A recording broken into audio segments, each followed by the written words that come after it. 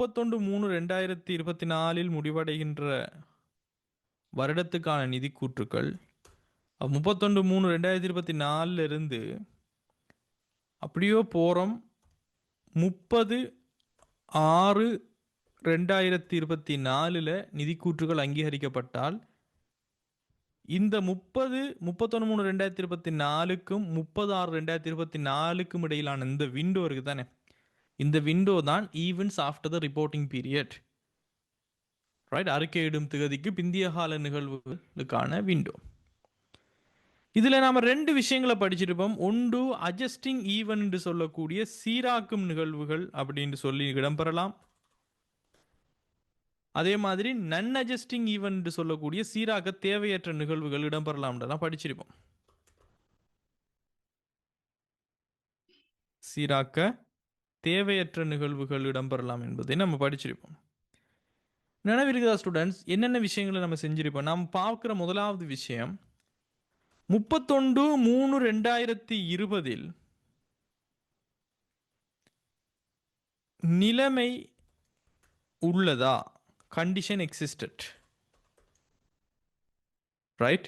இப்போ இடம்பெறுகின்ற இந்த நிகழ்வினுடைய நிலைமை ஆல்ரெடி 31/3/2024 இருக்குதாண்டா? எஸ் இருக்குதுண்டா, இட்ஸ் அன் அட்ஜஸ்டிங் ஈவெண்ட், சீராக்கும் நிகழ்வு.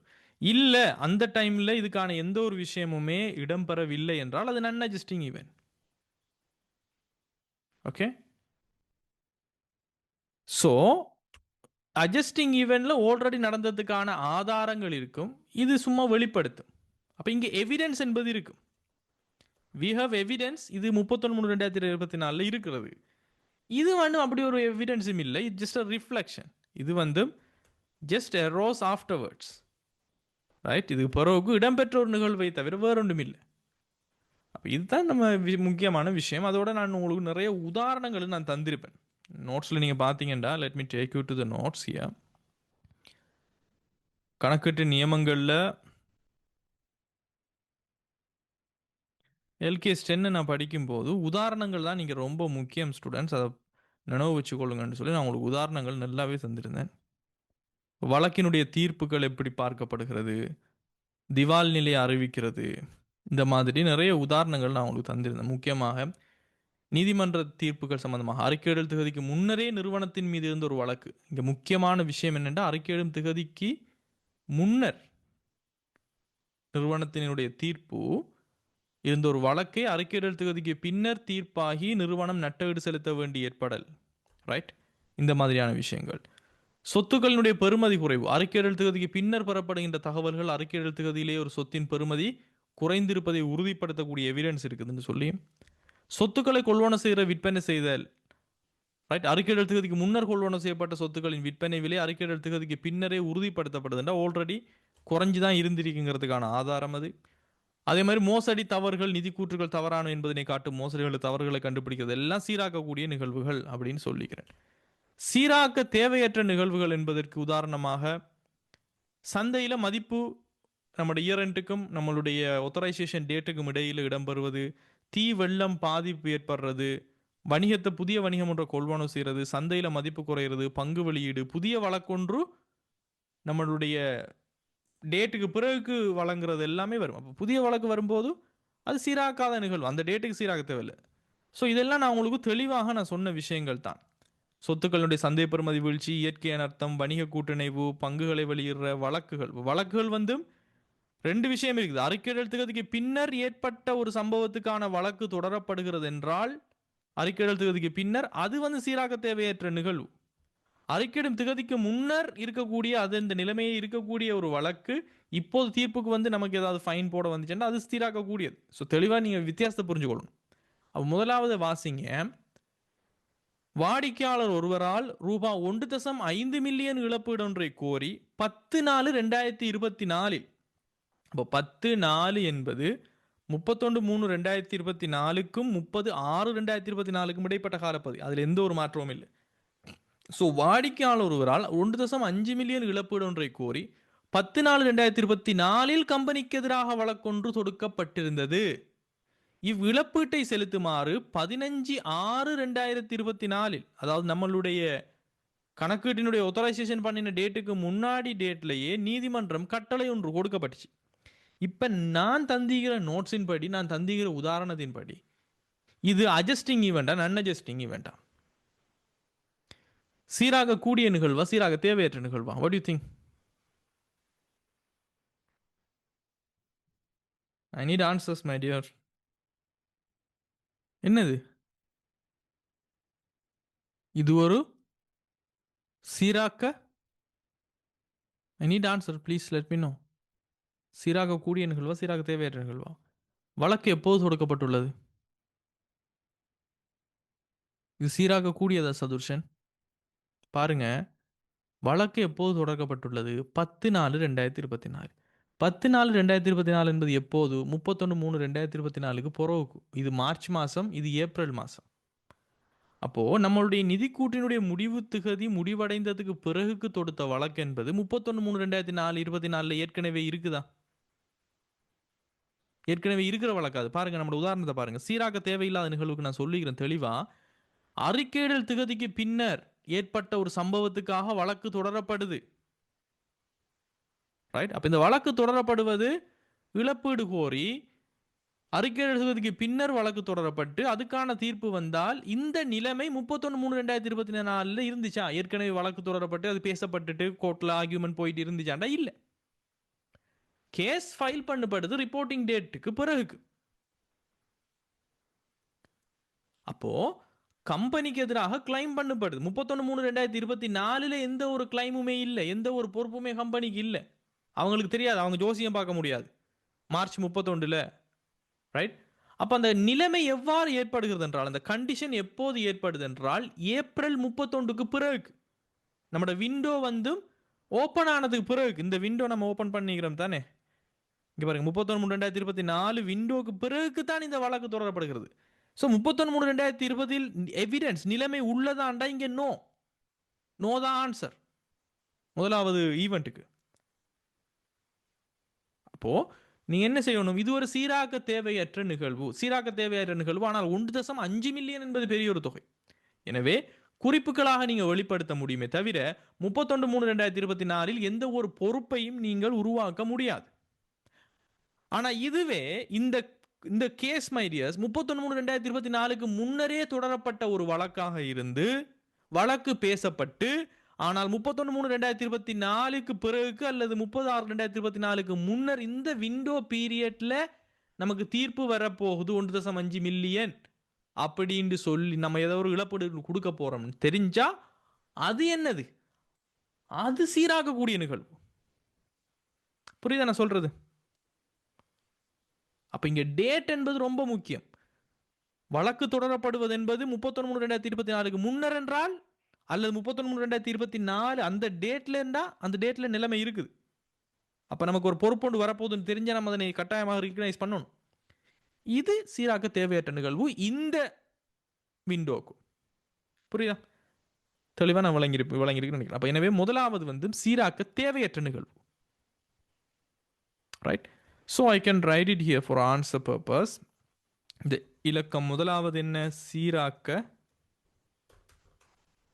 தேவையற்ற நிகழ்வு. பிகாஸ் இந்த நிலைமை 31/3/2024 இல்லை. ரெண்டாவது பாருங்க, 31/3/2024 9 மில்லியன் கொண்டு செல் தொகையுடைய தொழிற்சாலை ஒன்று 20/4/2024 அழிக்கப்பட்டிருந்தது. ஃபேக்டரியை வந்து டிஸ்ட்ராய் பண்ணிட்டாங்க. அப்போ 31/3/2024 9 மில்லியன் கொண்டு செல் தொகைண்டா அதனுடைய கிரயத்திலிருந்து அதனுடைய திரண்ட பெருமானத்தை கழிக்கப்பட்டதன் பின்னர் வரக்கூடிய 9 மில்லியன் ரூபாய் இருக்குது என்று சொல்லி நீங்கள் பேலன்ஸ் ஷீட்டில் காட்டியிருக்கக்கூடிய ஒரு தொகையுடைய தொழிற்சாலை என்ன காரணம் என்று சொல்லல. அது தீயா விபத்தா இல்லை இவங்களா அழிச்சாங்களா என்னன்னு தெரியல, நமக்கு தேவையும் இல்லை. ஏப்ரல் 20. எனவே இது இந்த விண்டோக்குள்ளே வருது. ஏன்னா 30/6/2024 தான் events after the reporting period today end. அழிக்கப்பட்டிருந்தால் இந்த நிகழ்வு வந்தும் ஸ்டூடெண்ட்ஸ் என்னவாக இருக்கும்? சீராக்கக்கூடிய நிகழ்வா சீராக்க தேவையற்ற நிகழ்வா? மறுபடியும் ஒரு என்னுடைய எக்ஸாம்பிள்ஸை தெளிவாக பாருங்க. பாருங்க, destruction of inventories or assets by fire of flood after the reporting date. அறிக்கையிடல் திகதிக்கு பின்னர் தீ விபத்து அல்லது வெள்ளப்பெருக்கினால் இருப்புகள் அல்லது சொத்துக்கள் அழிவடைந்தால் இதை நம்ம அழிக்க போறோம்ங்கிறது நமக்கு தெரியாது, அழிய போகுதுங்கிறது நமக்கு தெரியாது.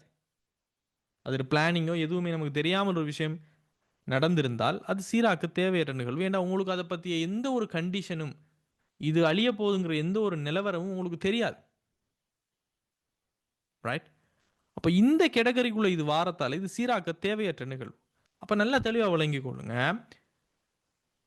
31/3/2024 ஃபேக்ட்ரி இருக்குது, 9 மில்லியன் பெறுமதியான ஃபேக்ட்ரி. அப்போ நீங்கள் முடிவுக்கு வர முடியாது சார், 9 மில்லியன் ஃபேக்ட்ரியான பெறுமதி வந்து இருக்குதானே சார், அப்போ அதில் கண்டிஷன் இருக்குதுன்னா அது அழிய போகுதுங்கிற நிலைமை தெரியுமா தெரியாதுங்கிறதா இங்கே கேள்வியை தவிர பில்டிங் இருந்துச்சா இல்லையாங்கிறது கேள்வி கிடையாது. இந்த ஈவெண்ட் நடக்கிறதுக்கான ஏதாவது ஒரு விஷயம் உங்களுக்கு ஆல்ரெடி தெரிஞ்சிருக்குதாங்கிறது தான் கேள்வி. அப்படி ஒன்று சொல்லலையே இங்கே. இப்போ டிஸ்ட்ராக்ஷன் என்பது ஒரு புதிய ஈவெண்ட் ஒன்று நடந்திருக்குது அழிவடைங்கிறது. அது அந்த டேட்ல எந்த ஒரு தீர்மானமும் அதுக்காக எடுக்கல, அதை பற்றி தெரியாது. அப்போ 31/3/2024 இருந்தது என்பது இருந்தது தான், அதை நீங்கள் மாற்ற வேண்டிய அவசியம் இல்லை. ஆனால் இப்போ கட்டாயமாக இது ஒரு சீராக்க தேவையற்ற நிகழ்வு. ஆனால் ஒரு பெரிய ஒரு 9 மில்லியன் பெறுமதியான தொழிற்சாலை அழிவடைஞ்சிருக்குங்கிறது கட்டாயமாக வெளிப்படுத்த வேண்டிய நிகழ்வு. என்னத்தை நீங்கள் வெளிப்படுத்துவீங்க? ரைட், இதனுடைய நேச்சர் என்ன, தன்மையான நிகழ்வு இது, இதன் மூலமாக எவ்வளவு பெறுமதியான நஷ்டம் நமக்கு ஏற்பட்டுச்சு, இதெல்லாம் நீங்கள் வெளிப்படுத்தணும். ரைட்? ஸோ ரெண்டாவது என்னவாக இருக்க போகிறது? இதுவும் சீராக்க தேவையற்ற நிகழ்வு. ரைட்?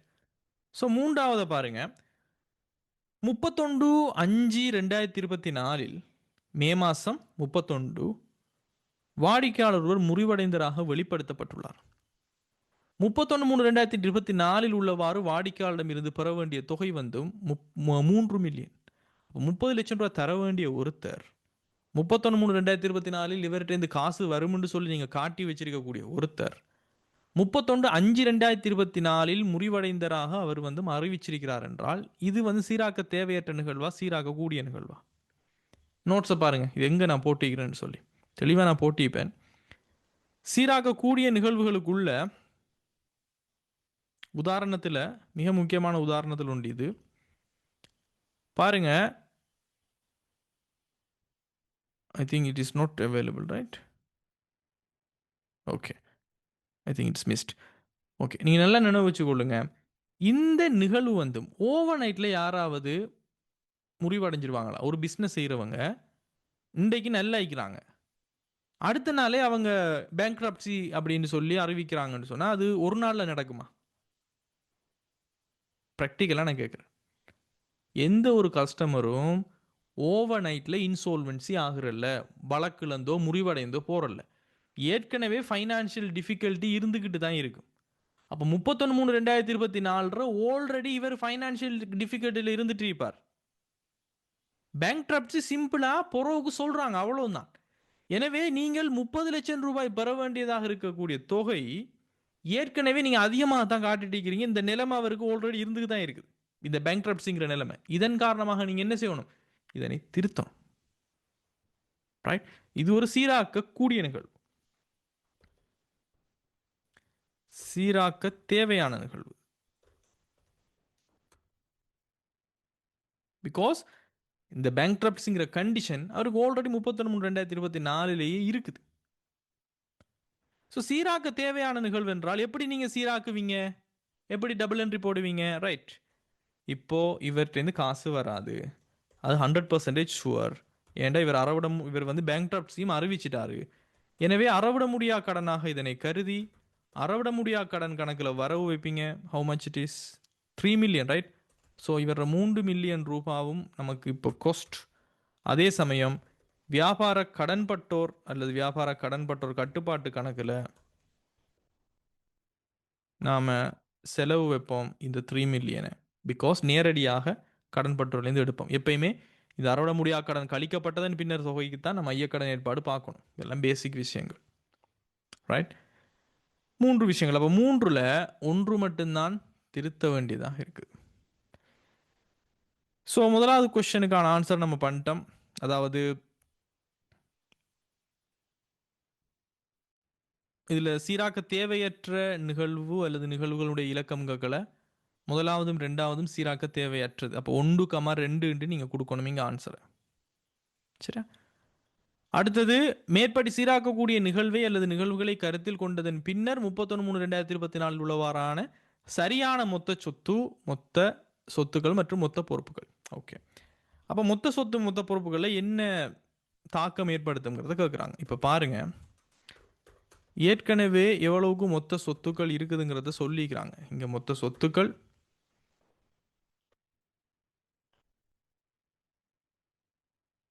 இங்கே மொத்த பொறுப்புகள் எவ்வளோ இருக்குங்கிறது ஆல்ரெடி சொல்லப்பட்டு எவ்வளோ சொல்லிக்கிறாங்க கொஷனில்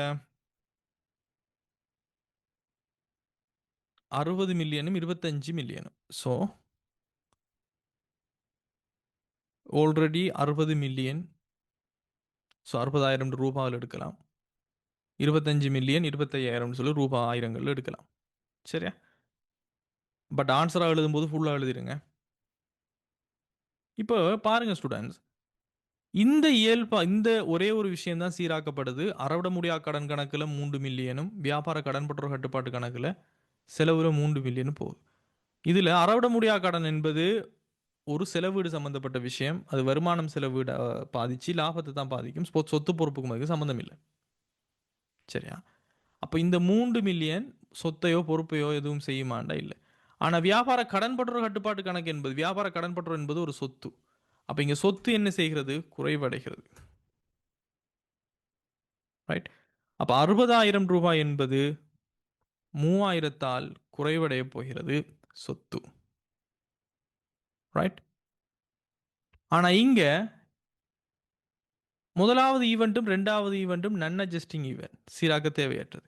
மூணாவது ஈவெண்ட் எதுவுமே இங்கே பொறுப்புல சம்மந்தப்படலை. அப்போ இதில் எந்த ஒரு மாற்றமும் இல்லை. எனவே இதுக்கு பிறகுக்கு எவ்வளவுக்கு சொத்து இது மாறும்னு சொன்னால் 60 மில்லியனாக இருக்கக்கூடிய சொத்து 57 மில்லியனாக மாறும்.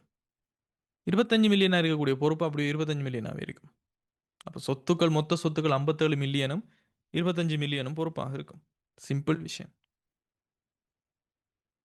ஓகே, இது உங்களுக்கு புரிஞ்சிருக்கும்னு நான் நம்புகிறேன். So then let's move to the next question. 43வது கொஸ்டினை பாருங்க. சதுஷிகன் பிஎல்சி ஆனது 1/4/2021 6 மில்லியனுக்கு இயந்திரம் ஒன்றை கொள்வன செய்து. ஓகே, என்னதான் கொஸ்டின்? 31/3/2022 முடிவடைந்த வருடத்துக்கான பெருமான தேய்வு செலவென்ன? 31/3/2023 இது ஒரு வருடம். இது அதுக்கு பிறகு வரக்கூடிய வருடத்தினுடைய திரண்ட பெருமான தேய்வு என்ன? 31/3/2024 முடிவடைந்த வருடத்துக்கான பெருமான தேய்வு செலவுகள் என்ன? Okay, so this is the question actually. 43வது.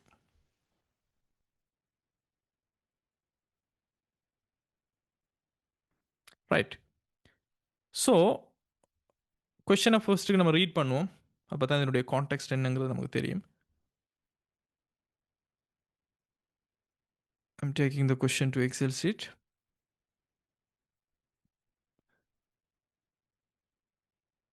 சதுஷிகன் PLC 1/4/2021 6 மில்லியனுக்கு இயந்திரம் ஒன்றை கொள்வன செய்தது. அதன் மதிப்பிடப்பட்ட பயன்தர ஆயுட்காலம் 5 வருஷம். ஸோ ஏப்ரல் 2021 முதலாம் தேதி வாங்கும் போது 60 லட்சம் ரூபாய்க்கு ஒரு இயந்திரத்தை கொள்வன செய்கிறோம். 5 வருஷத்துக்கு பாவிக்கும். கம்பெனியானது இயந்திரங்களை வருடாந்தம் குறைந்து செல் மீதி முறையில் 40% பெருமானத்தை விடுகிறது. ரைட், குறைந்து செல் மீதி முறை. குறைந்து செல் மீதி முறை என்றால் உங்களுக்கு நான் சொல்லி தந்திருக்கிறேன். இது சொத்தினுடைய கொண்டு செல் பெறுமதி, அதாவது கெரியிங் அமௌண்ட்டுக்கு தான் நம்ம ஒவ்வொரு வருஷமும் நம்ம தேய்வு செய்வோம். கிரயத்திலிருந்து பெருமான தேய்வு வரக்கூடிய கெரியிங் வேல்யூ, பெருமானத்தை விடக்கூடிய தொகையை கணிச்சு ஒவ்வொரு வருஷமும் தேய்வு செய்வோம். ஓகே, 1/4/2023 ஸோ சரியாக ஒரு வருஷத்துக்கு பிறகு கம்பெனியானது இயந்திரத்தின் பெருமான தேய்வு முறையை நேர்கோட்டு முறைக்கு மாற்றியதுடன் அதன் எஞ்சிய பெறுமதி 0 மதிப்பிடப்பட்டுள்ளது. 1/4/2021 மதிப்பிடப்பட்ட இயந்திரத்தின் பயன்தர ஆயுட்காலத்தில் எதுவித மாற்றமும் இல்லை. Right, it's a beautifully set question. முதலாவது நான் கேட்குற கேள்வி, நான் உங்களுக்கு திருப்பூருக்கான நினைவுபடுத்துகிறேன் ஸ்டூடெண்ட்ஸ். டிப்ரெசியேஷன் மெத்தட், பெருமான தேய்வினுடைய முறையினுடைய மாற்றம், இது LKS 37 நம்ம படிச்சிருப்போம் நினைக்கிறேன். அதன் அடிப்படையில் இது ஒரு கொள்கை மாற்றமா மதிப்பீட்டு மாற்றமா? Is it an accounting policy change or accounting estimate change? பெருமான தேய்வு முறையை நீங்கள் ரிடியூசிங் பேலன்ஸ் மெத்தட்ல இருந்து ஸ்ட்ரைட் ஃபார்வேர்ட், அதாவது ஸ்ட்ரைட் லைன் மெத்தடுக்கு நீங்கள் மாற்றுறீங்க, நேர்கோட்டு முறைக்கு மாற்றுறீங்க, குறைந்து செல் மீதி முறையில் இருந்தால் இந்த விடயம் ஒரு கொள்கை மாற்றமா அல்லது மதிப்பீட்டு மாற்றமா? Is it an accounting estimate change or policy change? இது நிறைய தடவை நான் கொஸ்டின்லேயே சொல்லி தந்திப்பேன். இதே பேப்பரில் நிறைய தடவை நம்ம டிஸ்கஸ் பண்ணிக்கிறோம் வேறு வேறு இடங்களில். What do you think about it? Kuyilini, Munshif, Umar, Ramziya, Sara, Minshad, சதுர்ஷன்.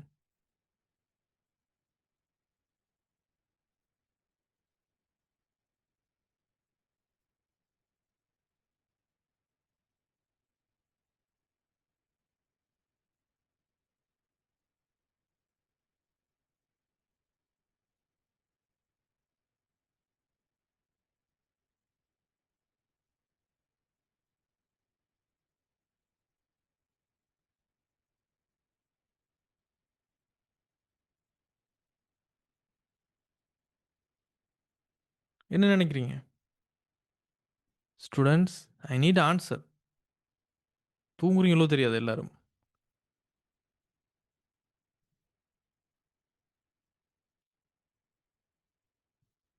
ஏதாவது ஒன்று சொல்லுங்களேன். 2 ஆப்ஷன் அவங்களுக்கு புதுசாக நீங்களாக ஏதாவது ஒன்று கண்டுபிடிச்சி சொல்லலையே. ஒன்று கொள்கை மாற்றம்னா கொள்கை மாற்றம்னு சொல்லுங்கள், மதிப்பீட்டு மாற்றம்னா மதிப்பீட்டு மாற்றம்னு சொல்லிட்டு போங்களேன். எஸ், டெஃபினெட்லி இட்ஸ் மதிப்பீட்டு மாற்றம். கரெக்ட். நான் ஏற்கனவே எத்தனை தடவை சொல்லிக்கிறேன். இருப்பு பெறுமதியை மதிப்பிடக்கூடிய FIFOலேருந்து WSCக்கு மாறுறது என்பது கொள்கை மாற்றம். பெருமான தேய்வு முறையை மாற்றுறது என்பது மதிப்பீட்டு மாற்றம். நினைவு வச்சுக்கொள்ளுங்க. ரைட். அதே சமயம் ஒரு பெருமான தேய்வு முறை என்பது ஒரு மதிப்பீட்டு மாற்றமாக இருந்தால் மதிப்பீட்டு மாற்றங்கள் எவ்வாறு திருத்தப்பட வேண்டும்? ப்ரோஸ்பெக்டிவா ரெட்ரோஸ்பெக்டிவா? அதாவது முன்னோக்கிய திருத்தமா பின்னோக்கிய திருத்தமா? மதிப்பீட்டு மாற்றங்கள் எப்போதும் எவ்வாறு திருத்தப்படும்? முன்னோக்கிய திருத்தம். ப்ரோஸ்பெக்டிவ். முன்னோக்கிய திருத்தம் என்றால் என்ன அர்த்தம்? பாதிக்கப்படுவது கரண்ட் இயர் என்று சொன்னால் நடைமுறை வருடம் பாதிக்கப்படுவது மாத்திரம், அது மட்டும் தான் நடைமுறை வருடத்தை மட்டும் நம்ம திருத்தணும், ஐயக்கடன் ஏற்பாடு மாதிரி. இல்லை, நடைமுறை வருடம் எதிர்கால வருடங்கள் என்றால் எதிர்கால வருடங்களும் திருத்தப்பட வேண்டும். அப்போ இங்க என்ன நடக்கும்? நீங்க உங்களுடைய முறையை மாத்துறீங்கடா, எந்த வருஷம் மாத்தினீங்களோ அந்த வருஷம் மட்டும் மாத்திட்டு அதுக்கு பிறகு வரப்போறதும் அதே மெத்தடை நீங்க யூஸ் பண்றதால எதிர்காலத்தில் வரக்கூடிய வருடங்களை நம்ம மாத்துவோமே தவிர இங்க கடந்த காலங்களில் மாற்றம் இல்லை. கடந்த காலம் செஞ்சதை போயிட்டு நம்ம ஃபெஸ்ட்ல இருந்தே நம்ம ஸ்ட்ரைட் லைன் மெத்தடை யூஸ் பண்ண எப்படி வரும்னு சொல்லி எல்லாத்தையும் மாத்திட்டு வர்றது கிடையாது. கடந்த காலங்கள் மாற்றம் இல்லை, இதை இக்னோர் பண்ணிடுவோம்.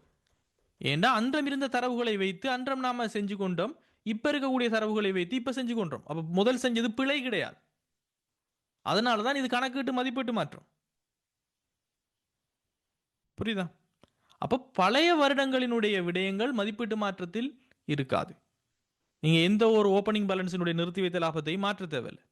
டிப்ரிசியேஷன் மெத்தட் மாறுறது, ஆயுட்காலங்கள் மாறுறது, இழிவு பெறுமதியுடைய மாற்றம் எல்லாம் மதிப்பீட்டு மாற்றம். அதுவே நீங்க உதாரணத்துக்கு காஸ்ட் மாடல்ல இருந்து ரீவெலுவேஷன் மாடலுக்கு மாறுறீங்கன்னு வைங்களேன். கிரைய மாதிரியிலிருந்து சொத்து எவ்வளவுக்கு ஆரம்பத்தில் கிரையம் கொஸ்ட் ஆனிச்சோ அதுல நீங்க பதிஞ்சிட்டு இருந்த நீங்க இப்ப மீள் மதிப்பீட்டு பெறுமதியில் மாற போறீங்கன்னா அது ஒரு கொள்கை மாற்றம். கொள்கை மாற்றங்கள் எப்போதும் பின்னோக்கியதாக திருத்தப்படணும், பழைய வருடங்கள் திருத்தப்படணும், அதன் ஆரம்ப நிறுத்தி வைத்த லாபம் திருத்தப்படும். 5-4 WSC மாறுறதும் கொள்கை மாற்றம் தான். ரைட்? அப்ப தெளிவா வழங்கிக் கொள்ளுங்க. அப்ப இதன் அடிப்படையில் 1/4/2021 வாங்கப்படுகின்ற இந்த சொத்து ஸ்டூடெண்ட்ஸ், 1/4/2021 வாங்கப்படுகின்ற இந்த சொத்து 1/4/2023 தான் பெருமான தேய்வு முறையை மாத்துறாங்க. ரைட்? அப்ப 1/4/2021 எப்ப முடியும்? 31/3/2022 முடியும். தென் அடுத்த வருஷம் 1/4/2022 ஆரம்பிச்சு 31/3/2023 வருது. இதனுடைய அடுத்த நாள் தான் 1/4/2023. அடுத்த நாள் என்ன நடக்குது?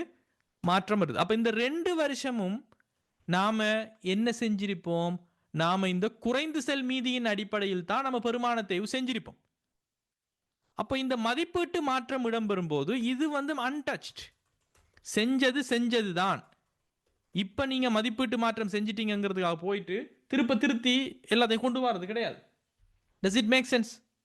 சொல்றது புரியுதா? ரைட். ஸோ இது அன்டச்சாக இருக்கு. இப்போ 3வது வருஷம் இருக்கு தானே ஸ்டூடெண்ட்ஸ்? எப்போ 1/4/2023 இருந்து 31/3/2024 நாம் என்ன செய்வோம்? நம்மளுடைய புதிய மெத்தட்டை நாம போட போறோம். ரைட்? அப்போ நம்ம புதிய மெத்தடை நம்ம இங்கேருந்து அப்ளை பண்ணும்போது அந்த வருஷம் அதுக்கு பிறகு இருக்கக்கூடிய வருடங்களுக்கு நம்ம செய்வோம். Right right. இப்போ முதலாவது பாருங்க, நம்மளோட கொஸ்டினை பாருங்க. 31/3/2022 முடிவடைந்த வருடத்துக்கான பெருமான தேய்வு என்றால் இதை கேட்குறாங்க. 1/4/2021 ஆரம்பிச்சு 31/3/2022 முடிவடைகின்ற இந்த வருடத்தில் எவ்வளவு பெருமான தேய்வு? அப்போ இந்த வருஷம் நாம என்னத்தை யூஸ் பண்ணிட்டு இருக்கிறோம்? எந்த மெத்தடை நம்ம யூஸ் பண்ணிட்டு இருக்கிறோம்? ரைட். இந்த வருடம் நம்ம யூஸ் பண்ணிக்கிறது குறைந்து செல் மீதி முறை. எனவே குறைந்து செல் மீதி முறையில் நம்ம செய்ய போறோம்னா, குறைந்து செல் மீதி முறை என்பது என்ன? இதை நான் இங்கே உங்களுக்கு அறிமுகப்படுத்துகிறேன். சம்டைம் உங்களுக்கு நினைவில்லாட்டி மறந்துருந்தீங்கண்டா.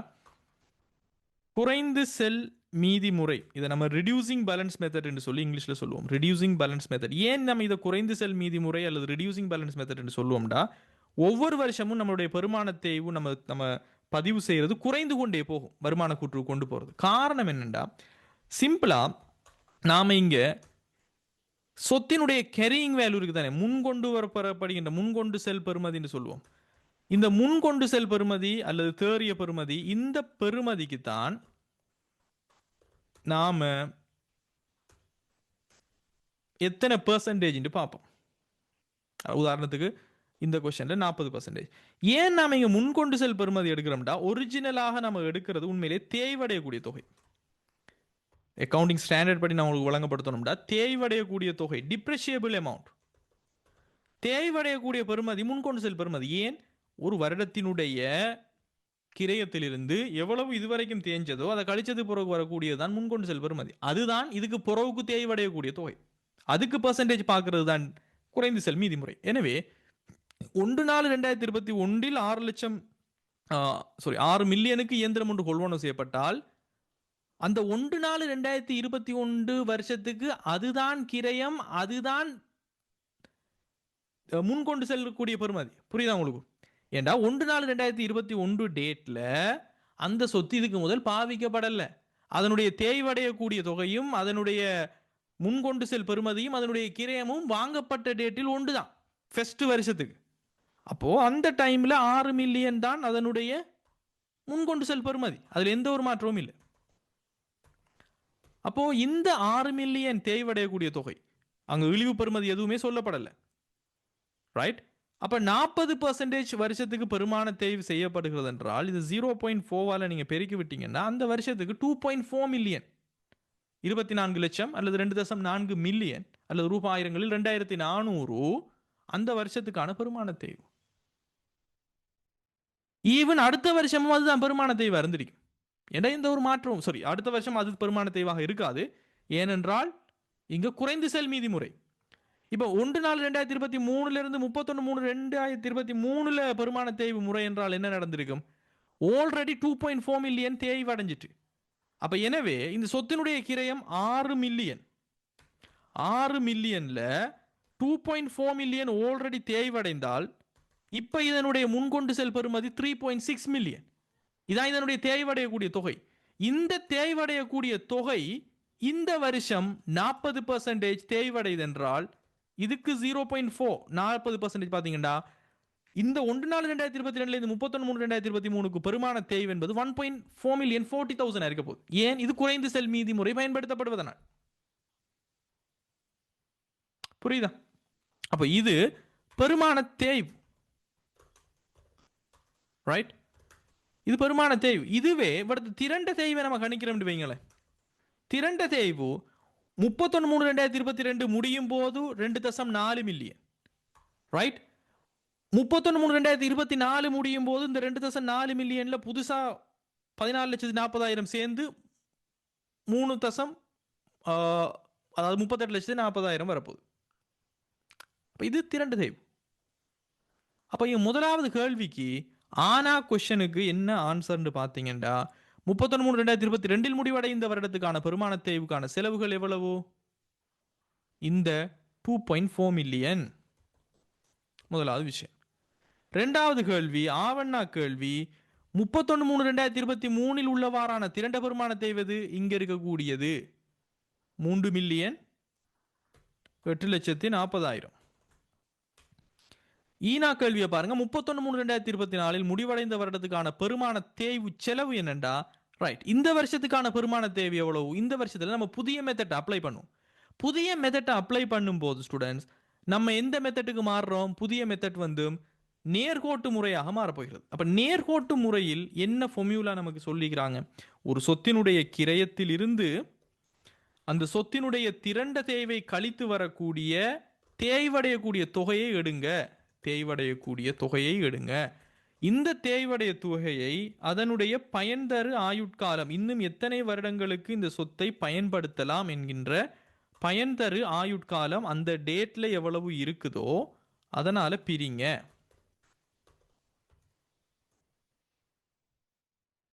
ரைட். பயன்தர ஆயுட்காலத்தை பிரிங்க. இதுதான் நம்மளுடைய நேர்கோட்டு முறையினுடைய ஃபார்முலா. அப்ப இதன் அடிப்படையில் நாம 1/4/2023 தான் நம்ம இருக்கிறோம். 1/4/2023 இந்த சொத்தினுடைய தேய்வடையக்கூடிய தொகை என்பது என்ன? இந்த சொத்தினுடைய தேய்வடையக்கூடிய தொகை என்பது இப்ப எப்படி மாறப்போகுதுன்னு சொன்னா, ஆல்ரெடி ஸ்டூடெண்ட்ஸ் 6 மில்லியன் பெறுமதியான கிரயம், அதுல எந்த ஒரு மாற்றமும் இல்லை. இதுவரைக்கும் 3,08,40,000 தேய்வடைந்த ஒரு சொத்து. அப்போ இந்த டேட்ல இதனுடைய தேய்வு எவ்வளவு இருக்க போகிறது? இந்த 6 மில்லியன்ல இருந்து, அதாவது 6,000 அடுக்கிற ரூபாய் ஆயிரங்கள்ல இதுவரைக்கும் 3,840 தேய்வடைந்து விட்டால் இதனுடைய தேய்வடையக்கூடிய தொகை 2,160. அதே சமயம் இதனுடைய பயன்தர ஆயுட்காலத்தில் எந்த ஒரு மாற்றமும் இல்லை. 1/4/2021 வாங்கும் போது 5 வருஷம். அப்ப இப்ப இங்க எத்தனை வருஷம் முடிஞ்சது? 2வது வருஷம் முடிஞ்சது. அப்ப 5ல 2 வருஷம் முடிஞ்சால் இப்போ இந்த தேய்வு நம்ம கணிக்கும் போது இன்னும் இருக்கிறது எத்தனை வருடங்களுக்கு? 3 வருடங்களுக்கு தான் இருக்குது. அதே சமயம் அப்போ 3 வருடங்களுக்கு இருக்குது. இங்க கிரயம் திரண்ட தேய்வு, அதே சமயம் இதுல எஞ்சிய பெறுமதி இருந்தால் எஞ்சிய பெறுமதியும் கழிக்கணும். நாம இங்க எஞ்சிய பெறுமதி 0 தந்துட்டாங்க தானே, அதனால அதை கழிக்க வேண்டிய அவசியம், கழிச்சாலும் ஒன்று தான், கழிக்காட்டியும் ஒன்று தான். எனவே இந்த வருடம் எவ்வளவு தேய்வாக வரப்போகிறது? 2,01,60,000 தேய்வடையக்கூடிய தொகையை கொண்டுள்ள சொத்து இன்னும் 3 வருடங்களுக்கு இருக்க போகிறது என்றால் 7,20,000 பெருமான தேய்வாக வரப்போகிறது 31/3/2024 முடிவடைகின்ற ஆண்டுக்கு. அந்த டேட்ல இதனுடைய திரண்ட தேவை என்ன வரப்போகுது? இந்த 38,40,000 7,20,000 சேர்ந்து இதுவாக வரப்போகுது. புரியுதா?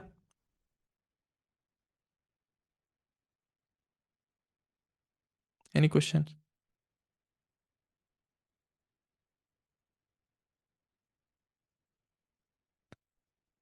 அப்ப 31/3/2024 முடிவடைந்த ஆண்டுக்கான பெருமான தேய்வு செலவுகள்ங்கிறது கொஸ்டனுக்கு ஆன்சர் 7,20,000.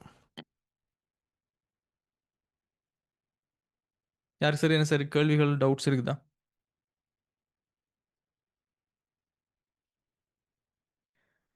ஸோ இன்னும் இதை உங்களுக்கு நான் தெளிவாக சொல்லணும்டா ஸ்டூடெண்ட்ஸ், யோசிச்சு பாருங்க. ஃபார் யூ அண்டர்ஸ்டாண்டிங் லெவல் நான் சொல்றேன். வருடம் எந்த மெத்தட்?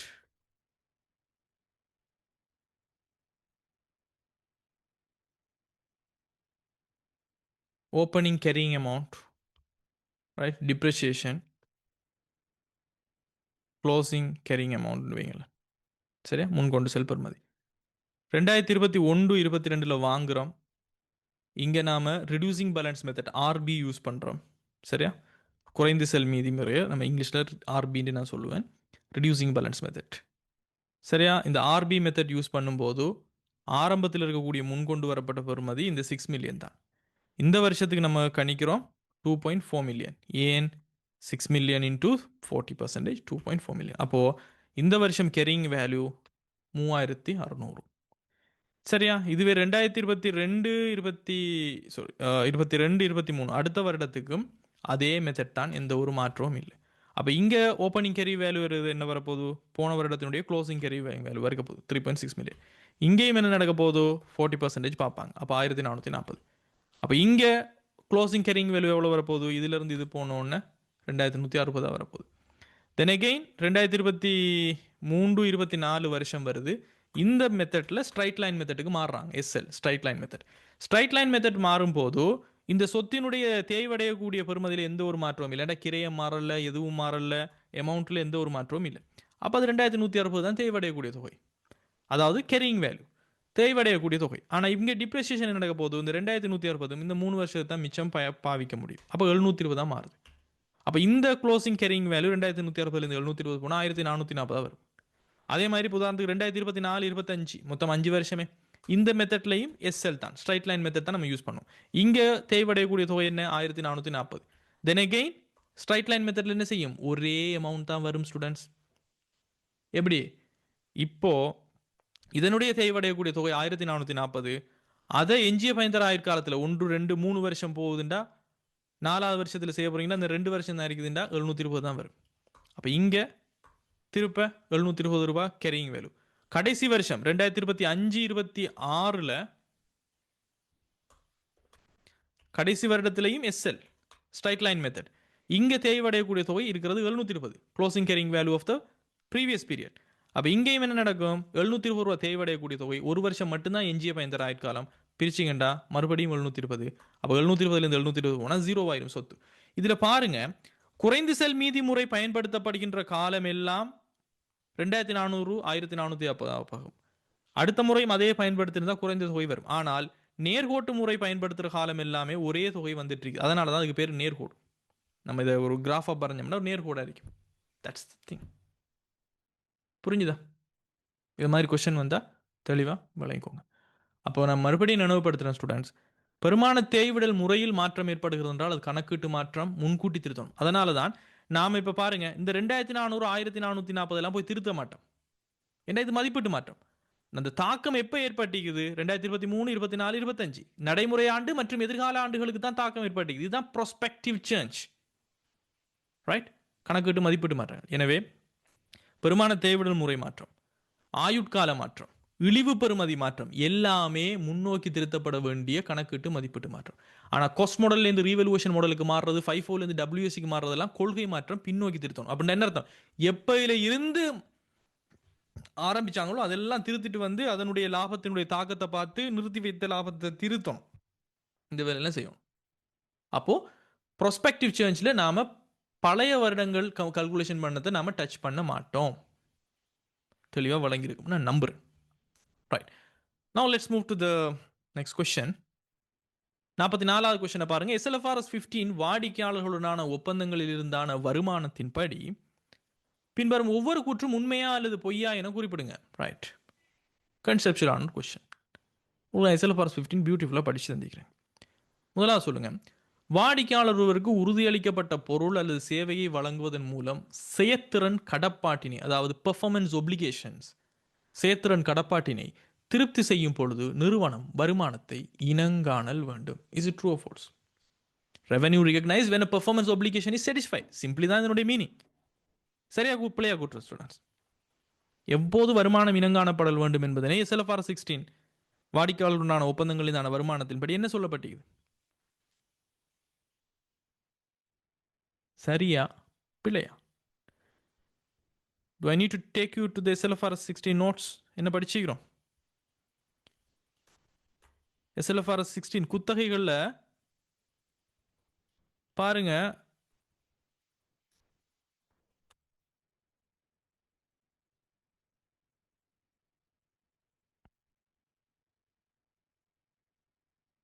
சாரி இது 16 குத்தகைகள். SLFRS 15 வாடிக்கையாளருடனான ஒப்பந்தங்கள். 5 ஸ்டெப்ஸ் மாடல் உங்களுக்கு சொல்லி தந்துட்டு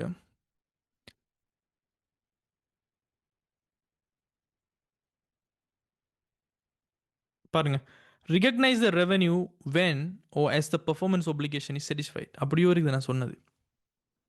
Revenue is recognized when control transferred to the customer at a point time or over time.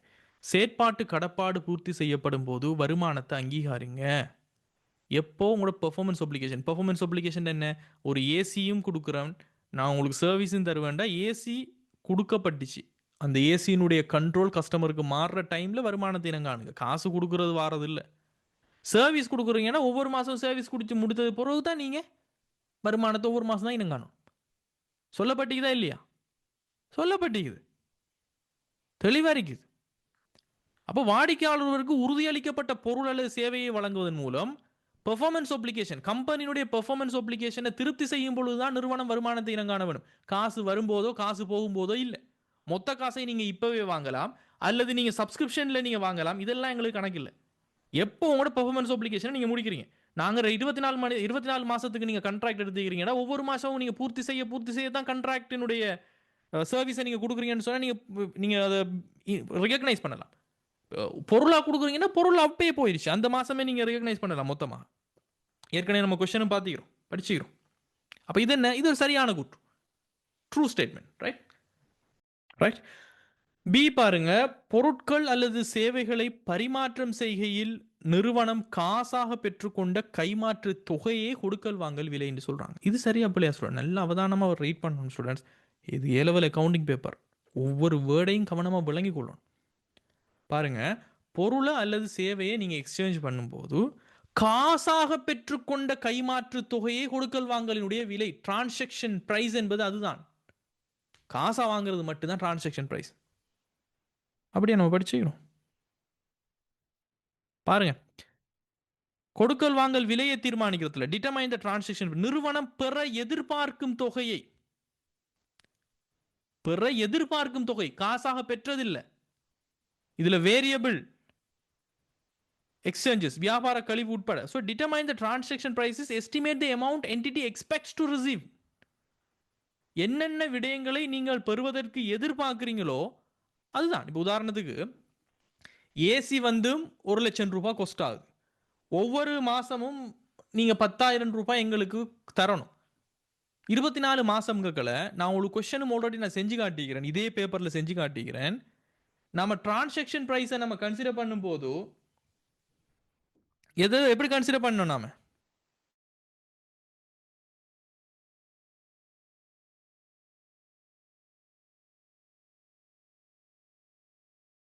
Right. அப்போ நம்ம என்ன செஞ்சோம், மொத்தமாக தான் நம்ம கன்சிடர் பண்ணுறோம். 24 மாதம்னா 24 மாதத்துக்கும் எவ்வளவுக்கு நமக்கு அமௌண்ட் வரப்போகுது, இப்போ எவ்வளவுக்கு வரப்போகுதுன்னு சொல்லி எதிர்பார்க்குற எல்லா அமௌண்ட் தான் டிரான்சாக்ஷன் ப்ரைஸ். அந்த டிரான்சாக்ஷன் ப்ரைஸ் தான் நம்ம பிரித்து கொடுப்போம் பொறவுக்கு எலோகேஷன் ஸ்டெப்பில், ஸ்டெப் 4. அப்போ இது ஒரு பிழையான கூற்று. காசாக பெற்றுக்கொண்டது மட்டும்தான் டிரான்சாக்ஷன் ப்ரைஸ்னா இல்லை, கணக்கே செஞ்சுக்கிறோம் நாம. அடுத்து பாருங்க, ஒப்பந்தம் ஒன்றில் உறுதியளிக்கப்பட்ட கைமாறானது நிலையான தொகை, மாறும் தொகை அல்லது இரண்டையும் உள்ளடக்கியதாக இருக்கலாம். இது சரியா பிள்ளையா? இது சரி ஏன்னா நான் சொல்லியே இருக்கிறேன். பாருங்க, டிரான்சாக்ஷன் பிரைஸ்ல including the variable consideration in discounts, நீங்க டிஸ்கவுண்ட்ஸ் கொடுத்திருந்தால் அதை கழிங்க. வேரியபிள் கன்சிடரேஷன் மாறுபடக்கூடிய தொகைகள் இருந்தால் அது எல்லாமே உள்ளடக்கப்படும். அப்ப இட்ஸ் கரெக்ட், ட்ரூ. அடுத்தது பாருங்க, செயற்திறன் கடப்பாடுகளை ஒரு குறிக்கப்பட்ட நேரத்தில் அல்லது ஒரு காலப்பகுதி முழுவதிலும் திருப்தி செய்யலாம். இதுவும் கரெக்ட். நான் சொன்ன மாதிரி ஒரு ஏசி யூனிட் ஒன்று கொடுக்குறீங்கடா, அது பொருள் என்றால் அந்த தினத்தில் பாயிண்ட் ஆஃப் டைம்ல ரைட் உங்களோட கடப்பாட்டை நீங்க பூர்த்தி செஞ்சிட்டீங்க. சர்வீஸ் கொடுக்க போறீங்க ஒரு 24 மாசத்துக்குண்டா, ஒவ்வொரு மாசத்துக்கும் ஓவர் த டைம் காலப்பகுதி முழுவதும் நீங்க திருப்தி செய்ய நீங்க போகலாம். அப்ப இதுல அது கரெக்ட். அப்ப இங்க எப்படி வரப்போகுது, நம்ம சரியா நம்ம குறிச்சோம்டா. முதலாவது வந்து இட்ஸ் a ட்ரூ ஸ்டேட்மெண்ட், ரெண்டாவது வந்து என்ன, இட்ஸ் a false ஸ்டேட்மெண்ட், மூணாவது இட்ஸ் a ட்ரூ ஸ்டேட்மெண்ட், நாலாவது it's a true statement. Right, this is how it will be. அப்போ இது SLFRS 15க்கு பின்னால் இருக்கக்கூடிய ஃப்ரேம் ஒர்க். அந்த ஒவ்வொரு ஸ்டெப்லேயும் நான் சொல்லி தந்திக்கிறேன். கண்ட்ராக்ட் கஸ்டமரை எப்படி ஐடென்டிஃபை பண்ணுறேன், ரெண்டாவது ஸ்டெப் பெர்ஃபார்மன்ஸ் ஒப்ளிகேஷன்ஸ்ண்டா என்ன, மூணாவது டிரான்சாக்ஷன் ப்ரைஸுங்கிறது மொத்தமாக தான் நம்ம எல்லாத்தையும் பார்ப்போம்.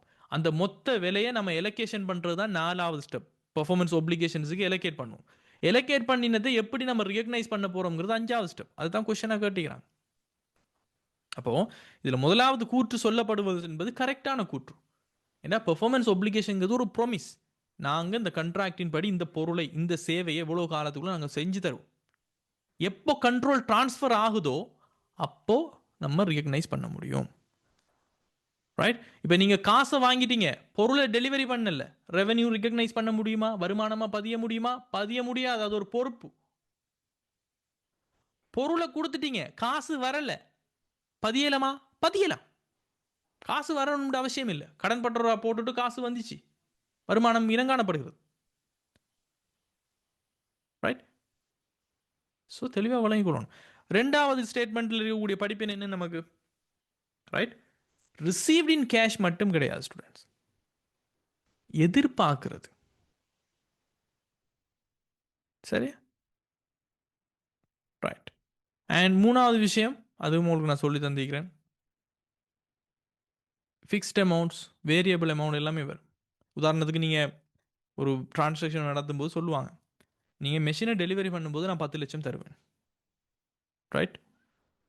அதே சமயம் இந்த ப்ராஜெக்டை வந்து சொன்ன டேட்டுக்குள்ளே நீங்கள் முடிச்சு தந்தீங்கன்னா 2 லட்சம் ரூபா போனஸாக விட்டு தருவேன்.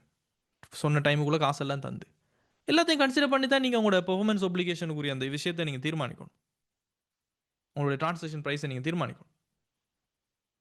Discounts, refund, credits, price reductions, performance bonus, penalty, royalty எல்லாம் சேர்ந்து தான் டிரான்சாக்ஷன் ப்ரைஸ். ரைட்? ஸோ உங்களுக்கு இது தெளிவான ஒரு விளக்கத்தை தந்திருக்குன்னு நான் நினைக்கிறேன். Let's move to the next question. 45வது கொஸ்டினை பாருங்க. பின்வரும் தகவல்கள் அமரா பிஎல்சியினுடைய 31/3/2024 முடிவடைந்த வருடத்துடன் தொடர்பானவை. ஸோ பாருங்க, அக்கௌண்டிங் ஸ்டாண்டர்ட்லாம் கொஸ்டின் எல்லாம் வந்துட்டு அப்படியோ கம்பெனி அக்கௌண்டிங் மாறுறார். பாருங்க, ஓர்டரில் வருது 31 திருப்ப. ஸோ பின்வரும் தகவல்கள் அமரா பிஎல்சியினுடைய 31/3/2024 முடிவடைந்த வருடத்துடன் தொடர்பானவை. இதில் நம்மக்கிட்ட சாதாரண பங்குகளுடைய எண்ணிக்கை, பங்கொன்றினுடைய உழைப்பு, மொத்த பங்கு லாபம், வருமான வரி செலவு, வட்டி செலவெல்லாம் தந்துட்டு 31/3/2024 முடிவடைந்த வருடத்துக்கான பின்வருவனவற்றை கணிக்குக. பங்கொன்றுக்கான பங்கு லாபங்கள், வரிக்கு பின்னரான லாபம், வட்டிக்கு அபவிகிதம். Right, beautiful question. நிறைய விஷயங்களை டச் பண்ணி ஒரு கொஸ்டினாக எடுக்கப்பட்டுள்ளது. Sorry students. ஓகே, 45வது பாருங்க. இங்க என்னத்தை தான் டெஸ்ட் பண்றாங்கன்னு யோசிச்சிங்கன்னு சொன்னா, ரேஷியோ சம்பந்தப்பட்ட அறிவு. இது வந்து உண்மையிலே கம்பெனி கிடையாது, நான் கம்பெனின்னு சொன்னேன். இது வந்து ரேஷியோ சம்பந்தப்பட்ட, விகிதங்கள் சம்பந்தப்பட்ட நாலேஜுக்குள்ள தான் இங்க வராங்க. இப்போ உங்களுக்கு தெளிவாக விளங்கணும் ஸ்டூடெண்ட்ஸ், நம்மளுடைய வருமான கூற்றினுடைய ஸ்ட்ரக்சர் உங்களுக்கு தெரியும். எப்படி ஒரு நிறுவனத்தினுடைய விற்பனை இருக்கும், விற்பனையிலிருந்து விற்பனை கிரயம் என்பது கழிக்கப்பட்டால் நமக்கு மொத்த லாபம் என்பது கிடைக்கப்படும். மொத்த லாபத்தோட ஏனைய வருமானங்கள் இருந்தால் ஏனைய வருமானங்கள் கூட்டப்படும். அதற்கு பிறகுக்கு நிறுவனத்தில் இருக்கக்கூடிய செயற்பாட்டு செலவுகள்னு சொல்லுவோம். அதாவது பொதுவாக கம்பெனி செயற்படணும்டா ஏற்படக்கூடிய நிர்வாகம், விநியோகம், நிதி செலவு எல்லாத்தையும் நம்ம செயற்பாட்டு செலவு அப்படின்னு சொல்லுவோம். ரைட்? பொதுவாக ரைட், அதை நான் எப்படி எழுதுறேனே, செயற்பாட்டு செலவுகள் அப்படின்னு எழுதுறேன். ரைட்? எல்லா செலவுகளும் வரும். இந்த செலவுகள் எல்லாத்தையும் கழிச்சதுக்கு பிறகு நமக்கு வரக்கூடியதுக்கு ஒன்றுக்கு பேர் நம்ம என்ன சொல்லுவோம்? PBIT. Right? We call it as PBIT. வரிக்கும் வட்டிக்கும் முன்னரான லாபம். We call it in Tamil வரிக்கும் வட்டிக்கும் முன்னரான லாபம். இங்கிலீஷ்ல ப்ராஃபிட் பிஃபோர் இன்ட்ரெஸ்ட் அண்ட் டேக்ஸ்னு சொல்லுவோம். அதுதான் சுருக்கமாக பிவிஐடின்னு சொல்றேன். இப்போ ஏசிசிஎஸ் சிஏ கிளாஸ்லாம் நீங்கள் ஜாயின் பண்ணீங்கன்னா பிவிஐடி சிம்பிளாக சொல்லுவோம் இன் ஃபியூச்சர் இன்ஷால்லா. ரைட்? அப்போ இங்க இந்த பிவிஐடி எதுக்கு யூஸ் பண்ணணுங்கிறது தெரியும். இதுல இருந்து ஸ்டூடெண்ட்ஸ் நம்மளுடைய இன்கம் டேக்ஸை நம்ம கழிப்போம். வரிக்கும் வட்டிக்கும் முன்னரான லாபத்தில் இருந்து இங்க இப்படி சொல்லுங்க, வரி கழிக்கப்படுகிறதுன்னு வைங்க, வருமான வரி கழிக்கப்படுதுன்னு வைங்க. ரைட்? வருமான வரி கழிக்கப்பட்டால் இதுக்கு புறவுக்கு வரக்கூடியதுக்கு பேர் என்ன தெரியுமா? வருமான வரி கழிக்கப்பட்டால் வருமான வரி கழிச்சதுக்கு புறவுக்கு நம்ம சொல்லுவோம் வரிக்கு பின்னரான லாபம். ஏண்டா இங்க வட்டியன் வருமான வரி என்பது கழிக்கப்பட்டு விட்டது.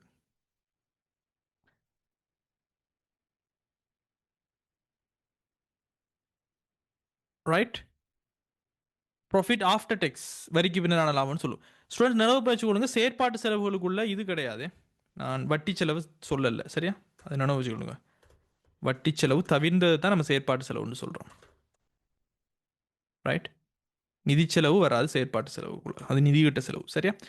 ஸோ இதில் வரிக்கும் வட்டிக்கு முன்னரான லாபம் வரும். வருமான வரியை கழிச்சிங்கன்னா ப்ராஃபிட் ஆஃப்டர் டெக்ஸ், வரிக்கு பின்னரான லாபம் வரும். இதை நம்ம சொல்லுவோம் பிஏடின்னு சொல்லுவோம், ப்ராஃபிட் ஆஃப்டர் டெக்ஸ்ன்னு சொல்லுவோம். ரைட்? வருமான வரியையும் கழிச்சு, உதாரணத்துக்கு வருமான வரியையும் கழிச்சு நீங்கள் உங்களுடைய வட்டியையும் கழிச்சிருந்தீங்கன்னு சொன்னா, நிதி செலவான வட்டி செலவையும் கழிச்சிருந்தீங்கன்னு சொன்னா, அதுதான் சாதாரணமான ஆண்டுக்கான லாபம். அதை நம்ம சொல்லுவோம் வரிக்கும் வட்டிக்கும் பின்னரான லாபம்னு சொல்லலாம் தமிழ்ல. அப்ப எது எதை சொல்றாங்கிறது தெளிவா விளங்கணும். வரிக்கும் வட்டிக்கும் பின்னரான லாபம். ஏனென்று சொன்னால் ஒவ்வொரு ஃபார்முலாவிலையும் சில ஃபார்முலாவில் கட்டாயமாக நம்ம வரிக்கும் வட்டிக்கும் பின்னரான ப்ராஃபிட் ஆஃப்டர் டெக்ஸ், அதாவது ப்ராஃபிட் ஆஃப்டர் டெக்ஸ் வரிக்கும் வட்டிக்கும் பின்னரான லாபத்தை எடுக்கணும். சில ஃபார்முலாவில் பிவிஐடி எடுக்க வேண்டி வரும். சில ஃபார்முலாவில் எல்லாமே கழிச்சதை எடுக்க வேண்டி வரும். அப்போ நமக்கு எதை சொல்றாங்கிறதுனுடைய தெளிவு ஒன்று இருக்கணும். அதை ஏன் எடுக்கிறோம்? ஏன் நாம சில ஃபார்முலாவில் பிவிஐடி எடுக்கிறோம், வரியையும் கழிக்கிறதுக்கு முன்னாடி வருமான வரியும் கழிக்கிறதுக்கு முன்னாடி எடுக்கிறோங்கிறது தெரியும். ஏன் சில ஃபார்முலாவில் நம்ம எல்லாத்தையும் கழிச்சதுக்கு பிறகு இருக்கிறத எடுக்கணுங்கிற அறிவும் இருக்கணும். அப்போ இதை இன்னும் எளிமைப்படுத்தி நான் சொல்லணும்னு சொன்னா, நம்மளோட வருமானம் நமக்கு ஏற்ற மாதிரி நம்ம சொல்லணும்னு சொன்னா ஸ்டூடெண்ட் எப்பயுமே பிவிஐடி இருக்கு தானே, பிவிஐடியிலிருந்து நீங்க உங்களுடைய ப்ராஃபிட் பிஃபோர் இன்ட்ரெஸ்ட் அண்ட் டெக்ஸ்ல இருந்து உங்களுடைய இன்ட்ரெஸ்ட் எக்ஸ்பென்ஸ் வட்டி செலவு இருக்கு தானே, வட்டி செலவை கழிச்சதுக்கு பிறகு வாரது பிவிடி, ப்ராஃபிட் பிஃபோர் டெக்ஸ். அதுல இருந்து உங்களுடைய இன்கம் டெக்ஸ் வருமான வரி இருக்கு தானே, வருமான வரி செலவை கழிச்சதுக்கு பிறகு வாரது பிஏடி. ப்ராஃபிட் ஆஃப்டர் டெக்ஸ்ல இருந்து நீங்க உங்களுடைய ரீடைன்டு டிவிடெண்ட்ஸ், ரைட்? இது வந்து நம்ம வருமான கூட்டுல பதிய மாட்டோம். நம்மளுடைய ப்ராஃபிட் ஆஃப்டர் டெக்ஸ், இந்த பிஏடி இருக்கு தானே, இந்த ப்ராஃபிட் ஆஃப்டர் டெக்ஸ் வந்து ரீடைன்டு ஏர்னிங்ஸுக்கு போகும், நிறுத்தி வைத்த லாபத்தில் போகும். அப்ப இந்த நிறுத்தி வைத்த லாபத்தில் இருந்து தான் உங்களினுடைய டிவிடெண்ட் கொடுக்கப்பட்டால் அதுக்கு பிறகு வரதான் உண்மையிலேயே நிறுத்தி வைத்த லாபம் என்பது. சரியா? அது நம்ம நிறுத்தி வைத்த லாப கணக்குன்னு தனிய அமௌண்ட்டை கொண்டு போய் கொடுப்போம். ஆனால் இந்த விஷயங்களும் உங்களுக்கு தெரிஞ்சிருக்கணும். ரைட்? இது சாதாரணமான ஒரு விஷயம். எப்படி பிவிடி வருது, எப்படி இன்கம் டேக்ஸ் வேலை செய்து, ரைட்? இந்த தொகைகள் எப்படி ஒரு டெம்ப்ளேட்டாக வருதுங்கிறது விளங்கணும். அப்போ இது வரிக்கும் வட்டிக்கும் முன்னரான லாபம், இது வட்டி செலவு, இது ப்ராஃபிட் பிஃபோர் டெக்ஸ் வரிக்கு முன்னரான லாபம், இது இன்கம் டேக்ஸ், இது ப்ராஃபிட் ஆஃப்டர் டெக்ஸ். அப்போ எது பிவிஐடி, எது பிவிடி, எது பிஏடிங்கிறது தெரியும். சரியா? இப்போ முதலாவது பாருங்க, பங்கொன்றுக்கான பங்கு லாபம். பங்கொன்றுக்கான பங்கு லாபம் என்பதை நாம என்ன இங்கிலீஷ்ல படிச்சுக்கிறோம்?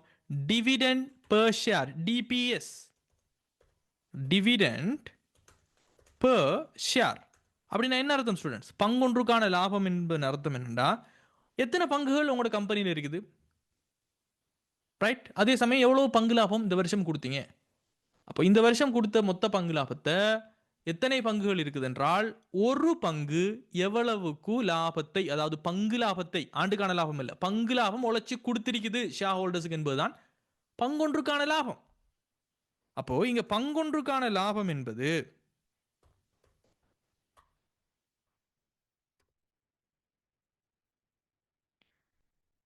ரிமெம்பர் பண்ணுங்க, என்ன படிச்சு தந்திக்கிறேன், ரேஷியோவில் போயிட்டு, ரேஷியோஸ் நம்ம படிச்சும்போது விகித பகுப்பாய்வில் முதலீட்டு சம்பந்தப்பட்ட முதலீட்டாளர் விகிதங்களில் தான் 3 விகிதம் உங்களுக்கு சொல்லி தந்திக்கிறேன். ஒன்று இபிஎஸ், ஏர்னிங் பெர் ஷேர், அதாவது ப்ராஃபிட் பெர் ஷேர்னு உங்களுக்கு சொல்லி தந்திப்பேன்.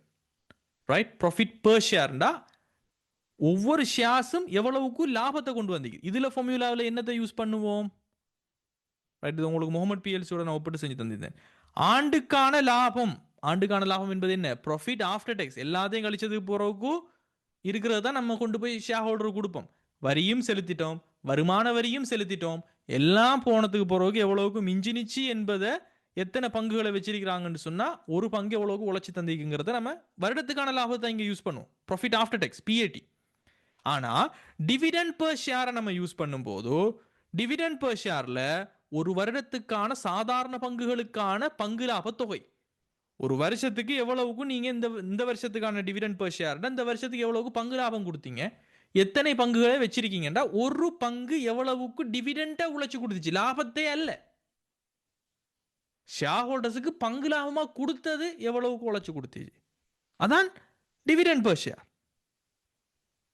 அப்போ இதுல நாம எடுக்கணும் பங்கு லாப தொகை நமக்கு தெளிவா தந்திக்கிறாங்க மொத்த பங்கு லாபம் வந்து 3 லட்சம் ரூபாய் ஆயிரங்களில் சரியா அப்போ 3 லட்சம் ரூபாய் இதில் ஃபார்முலா என்ன பங்கொன்றுக்கான லாபம் டிவிடெண்ட் பெர் ஷேர் சாரி பங்கொன்றுக்கான பங்கு லாபம் டிவிடெண்ட் ஓகே இது பங்கு லாபம்னு வரணும் பங்கொன்றுக்கான பங்கு லாபங்கள் எஸ் கரெக்டாக தான் கொஸ்டின்ல சொல்லிக்கிறாங்க பங்கொன்றுக்கான பங்கு லாபங்கள் இதனுடைய ஃபார்முலா நாம படிச்சுக்கிறோம் என்ன மொத்த பங்கு லாபமாக இந்த வருஷத்துக்கு எவ்வளவுக்கு இந்த கம்பெனி ஷேர் ஹோல்டர்ஸுக்கு பிரித்து கொடுக்குறாங்க எத்தனை பங்குகள் அதாவது சாதாரண பங்குகள் என்ற சாதாரண பங்குகளுக்கு தான் பங்கு லாபம் கொடுப்போம் முன்னுரிமை பங்குகளுக்கெல்லாம் கொடுக்குறல ஸோ பொதுவாக நம்ம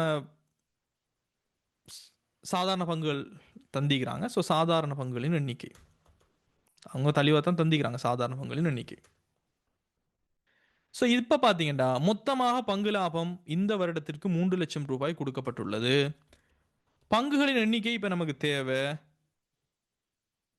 நமக்கு சாதாரண பங்குகளின் எண்ணிக்கை 60,000 நேரடியாக தந்திருக்கிறாங்க எனவே 3 லட்சத்தை 60,000 பிரிச்சிங்கண்டா ரூபாய் ஒரு பங்கு உழைத்து தருகிறது அப்படின்னா இந்த வருஷத்துக்கு ரூபாய் ஒரு பங்கு உழைச்சி தந்தீங்க எத்தனை பங்குகளை நீங்க வச்சிருக்கீங்களோ அவ்வளவுக்கு உங்களுக்கு பங்கு லாபமாக நீங்க இந்த கம்பெனியில் இன்வெஸ்ட் பண்ணது உங்களுக்கு உழைச்சி தந்தீங்க simple as it is right அப்போ இங்க ஆன்சர் என்ன வரப்போகுது ரூபாய் வரப்போகுது இது ஆனா கொஸ்டினுக்குரியது ஆவன்னா கொஸ்டின்ல என்ன கேட்குறாங்க வரிக்கு பின்னரான லாபம் என்னன்னு கேட்குறாங்க வரிக்கு பின்னரான லாபம் அதாவது பிஏடி ரைட் இந்த இடம் பிஏடியை கேட்குறாங்க ப்ராஃபிட் ஆஃப்டர் டேக்ஸ் ஆனா இங்க நமக்கு ப்ராஃபிட் பிஃபோர் இன்ட்ரெஸ்ட் அண்ட் டேக்ஸும் தெரியாது வட்டி செலவு தெரியும் வேற விஷயங்கள் எதுவுமே தெரியாது அப்ப நமக்கு தெரிஞ்ச விஷயங்களை போட்டு தெரியாத விஷயத்தை நம்ம கண்டுபிடிக்கணும் ரைட் ஸோ இப்போ இதில் பாருங்க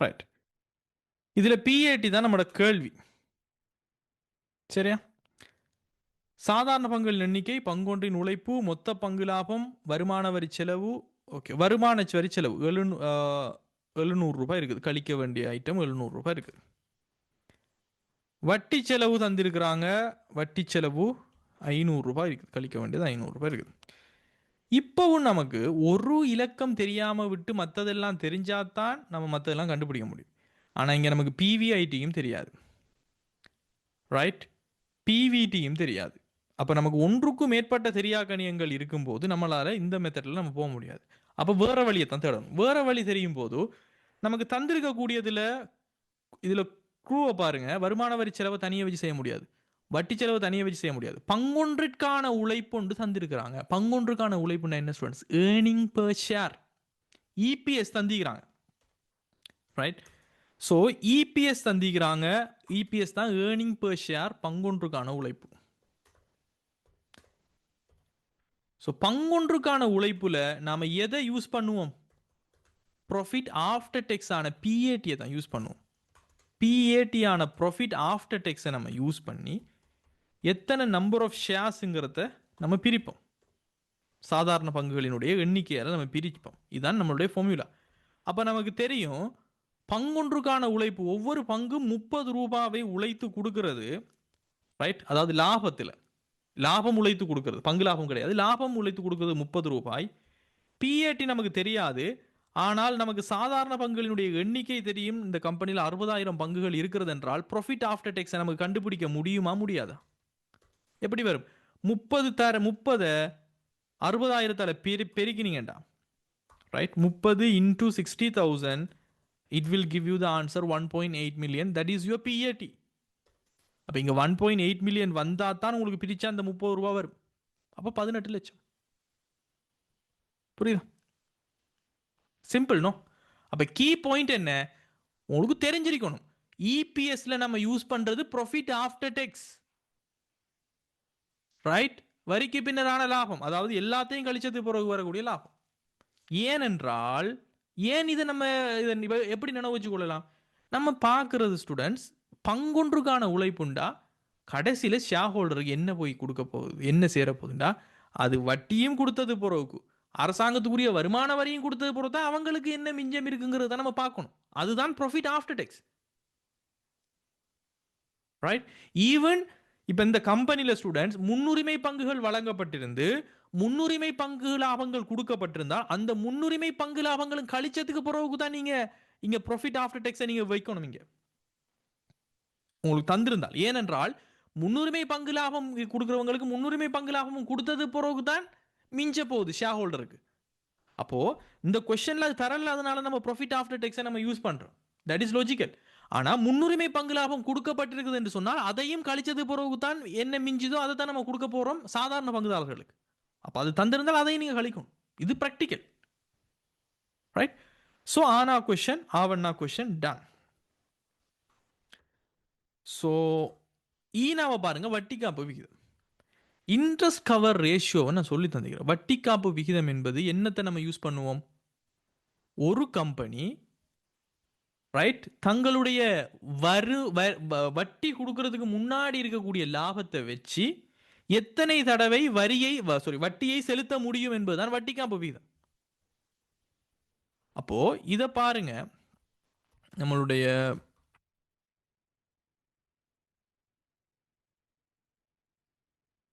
லாபத்தன்மை விகிதக்குள்ள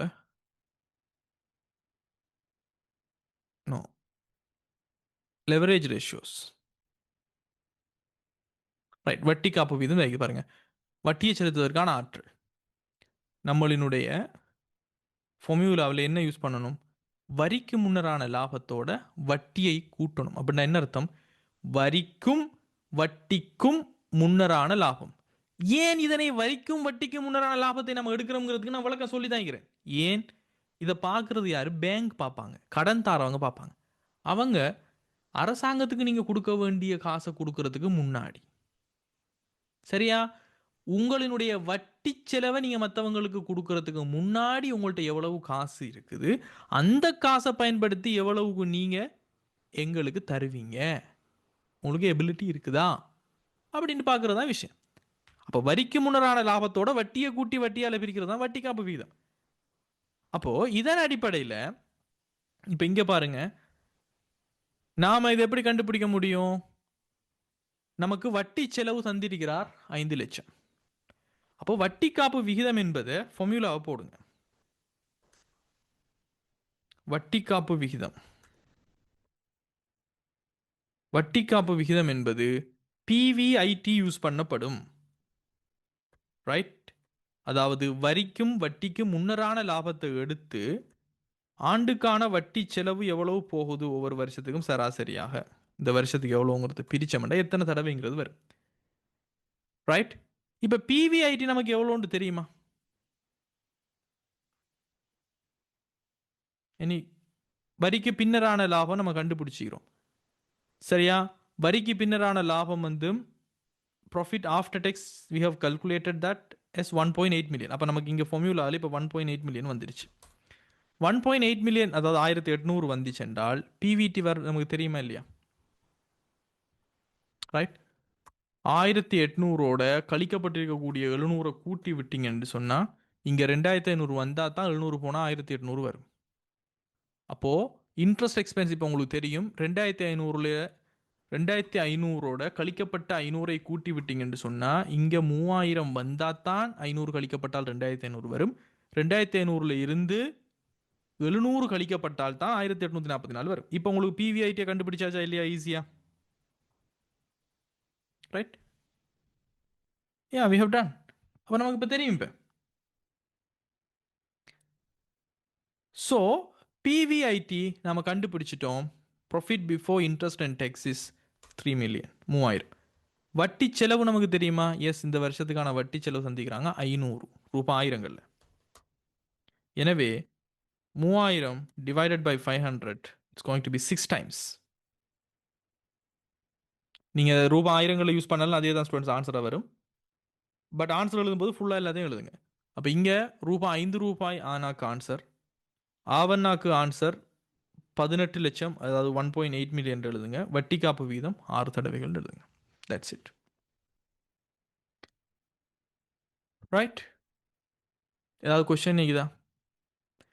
நினைவு வச்சுக்கொள்ளுங்க. ஏன் ஸ்டூடெண்ட்ஸ் நம்ம இங்கே பிவி ஐடியை யூஸ் பண்ணோம்? வரிக்கும் வட்டிக்கும் முன்னரான லாபத்தை எடுக்கிறோம். அதுக்கான காரணம் தெரியும்.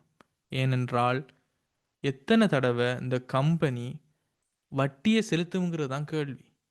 அப்போது உங்களுக்கு தெரியணும் இன்ட்ரெஸ்ட் டிடெக்ட் பண்ணுறதுக்கு முன்னாடி எவ்வளவுக்கு லாபம் இருக்குன்னு.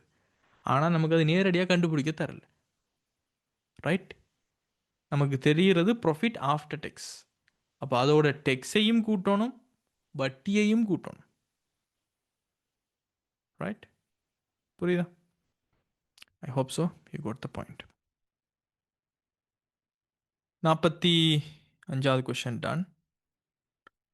46வது கொஸ்டினை பாருங்க. பின்வரும் கிரைய உருப்படிகள் இறக்குமதி செய்யப்பட்ட உதிரி பாகங்களை பயன்படுத்தி துவிச்சக்கர வண்டிகளை தயாரிக்கும் நிறுவனம் ஒன்றுடன் தொடர்பானவை. அக்கிரைய உருப்படிகள் ஒவ்வொன்றையும் நேர் அல்லது நேரில் கிரயம் எனவும் மாறும் அல்லது நிலையானது எனவும் வகைப்படுத்துங்க. Right, this is a beautifully craft question students. ஏண்டா நிறைய பிள்ளைகளுக்கு இருக்கக்கூடிய ஒரு மிஸ்கன்செப்ஷன் இதில் உடப்படும். ஏன்னா சில பிள்ளைகள் நினைக்கிறது நேர்கிரயங்கள் எல்லாம் மாறும் கிரயங்கள், நேரில் கிரயங்கள் எல்லாம் நிலையான கிரயங்கள் எல்லாம் யோசிச்சுட்டு இருக்குது. ரெண்டுமே வித்தியாசமான கேட்டகரிஸ். ஒன்று கொண்டு சில நேரங்களில் இன்டராக்ட் பண்ணலாம், but there are different categories. These are different categories actually.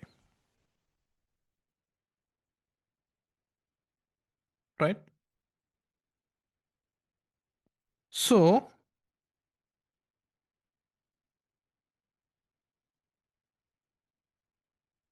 considering students.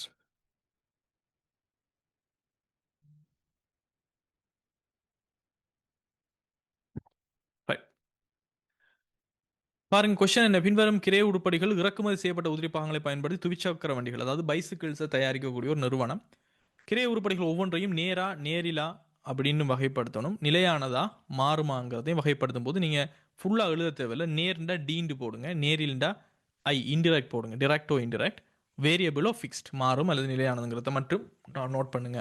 இந்த மாதிரி செல்லும்போது எழுதிட்டு நேரத்தை வீணடிக்க கூடாது, என்னங்கிறத போட்டுட்டு போயிட்டே இருக்கணும். சரியா?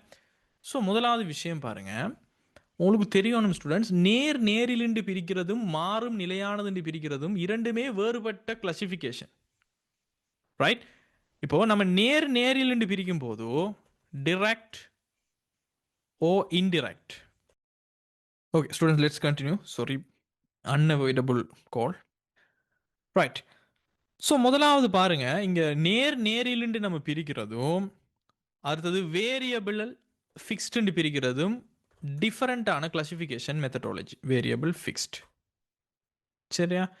ரெண்டுமே வித்தியாசமான கிளாசிஃபிகேஷன் மெத்தட். இங்கே உங்களுக்கு வரக்கூடிய கொஸ்டின் என்னன்னா, ஒரு அலகுக்கு நம்மளால ட்ரேஸ் பண்ண முடியுமா இல்லையா? ஒரு அலகுக்கு ஸ்பெசிஃபிக்கான ஒரு யூனிட்டுக்கு அடையாளம் காண முடியுமா? ட்ரேஸ் பண்ண முடியுமா? அப்படி முடியுமாக இருந்தால் அவை நேர்கிரயங்கள். ஒரு அலகுக்கு இவ்வளவுதான் கொஸ்டானிச்சுட்டு எங்களால் சொல்ல முடியலண்டா அவை நேரில் கிரயம் என்பதுதான் இதனுடைய விஷயம். ரைட்? வேரியபிள் ஃபிக்ஸ்டில் நம்ம பார்க்கும்போது நம்ம என்னத்தை பார்ப்போம்னு சொன்னால், நம்மளுடைய மொத்த கிரயம் அலகுகளின் எண்ணிக்கை, அதாவது செயற்பாட்டு மட்டம்னு சொல்லுவோம். மொத்த கிரயம் அலகுகளின் எண்ணிக்கை நம்ம உற்பத்தி செய்கின்ற இந்த செயற்பாட்டு மட்டம், ப்ரொடக்ஷன் லெவல்ல மட்டத்தோடு மாறுகிறதா? இதுதான் நம்மளோட கான்செப்ட். மாறினால் அது மாறும் கிரயம், மாறாமல் அப்படியோ இருந்துச்சுன்னு சொன்னால் அது நிலையான கிரயம். இந்த கான்செப்டை வச்சு தான் நாம பிரிப்போம். அப்ப இங்க நம்ம பார்க்குற ஒரு விஷயம் ட்ரேசபிலிட்டி. ஒரு அலகுக்கு இவ்வளவுதான் என்று சொல்லி நம்மளால ட்ரேஸ் பண்ண டிரெக்டாக ஏழுமா இருக்குது என்றால் இல்லையா? இங்க நம்ம பார்க்கறது பிஹேவியர், நடத்தை.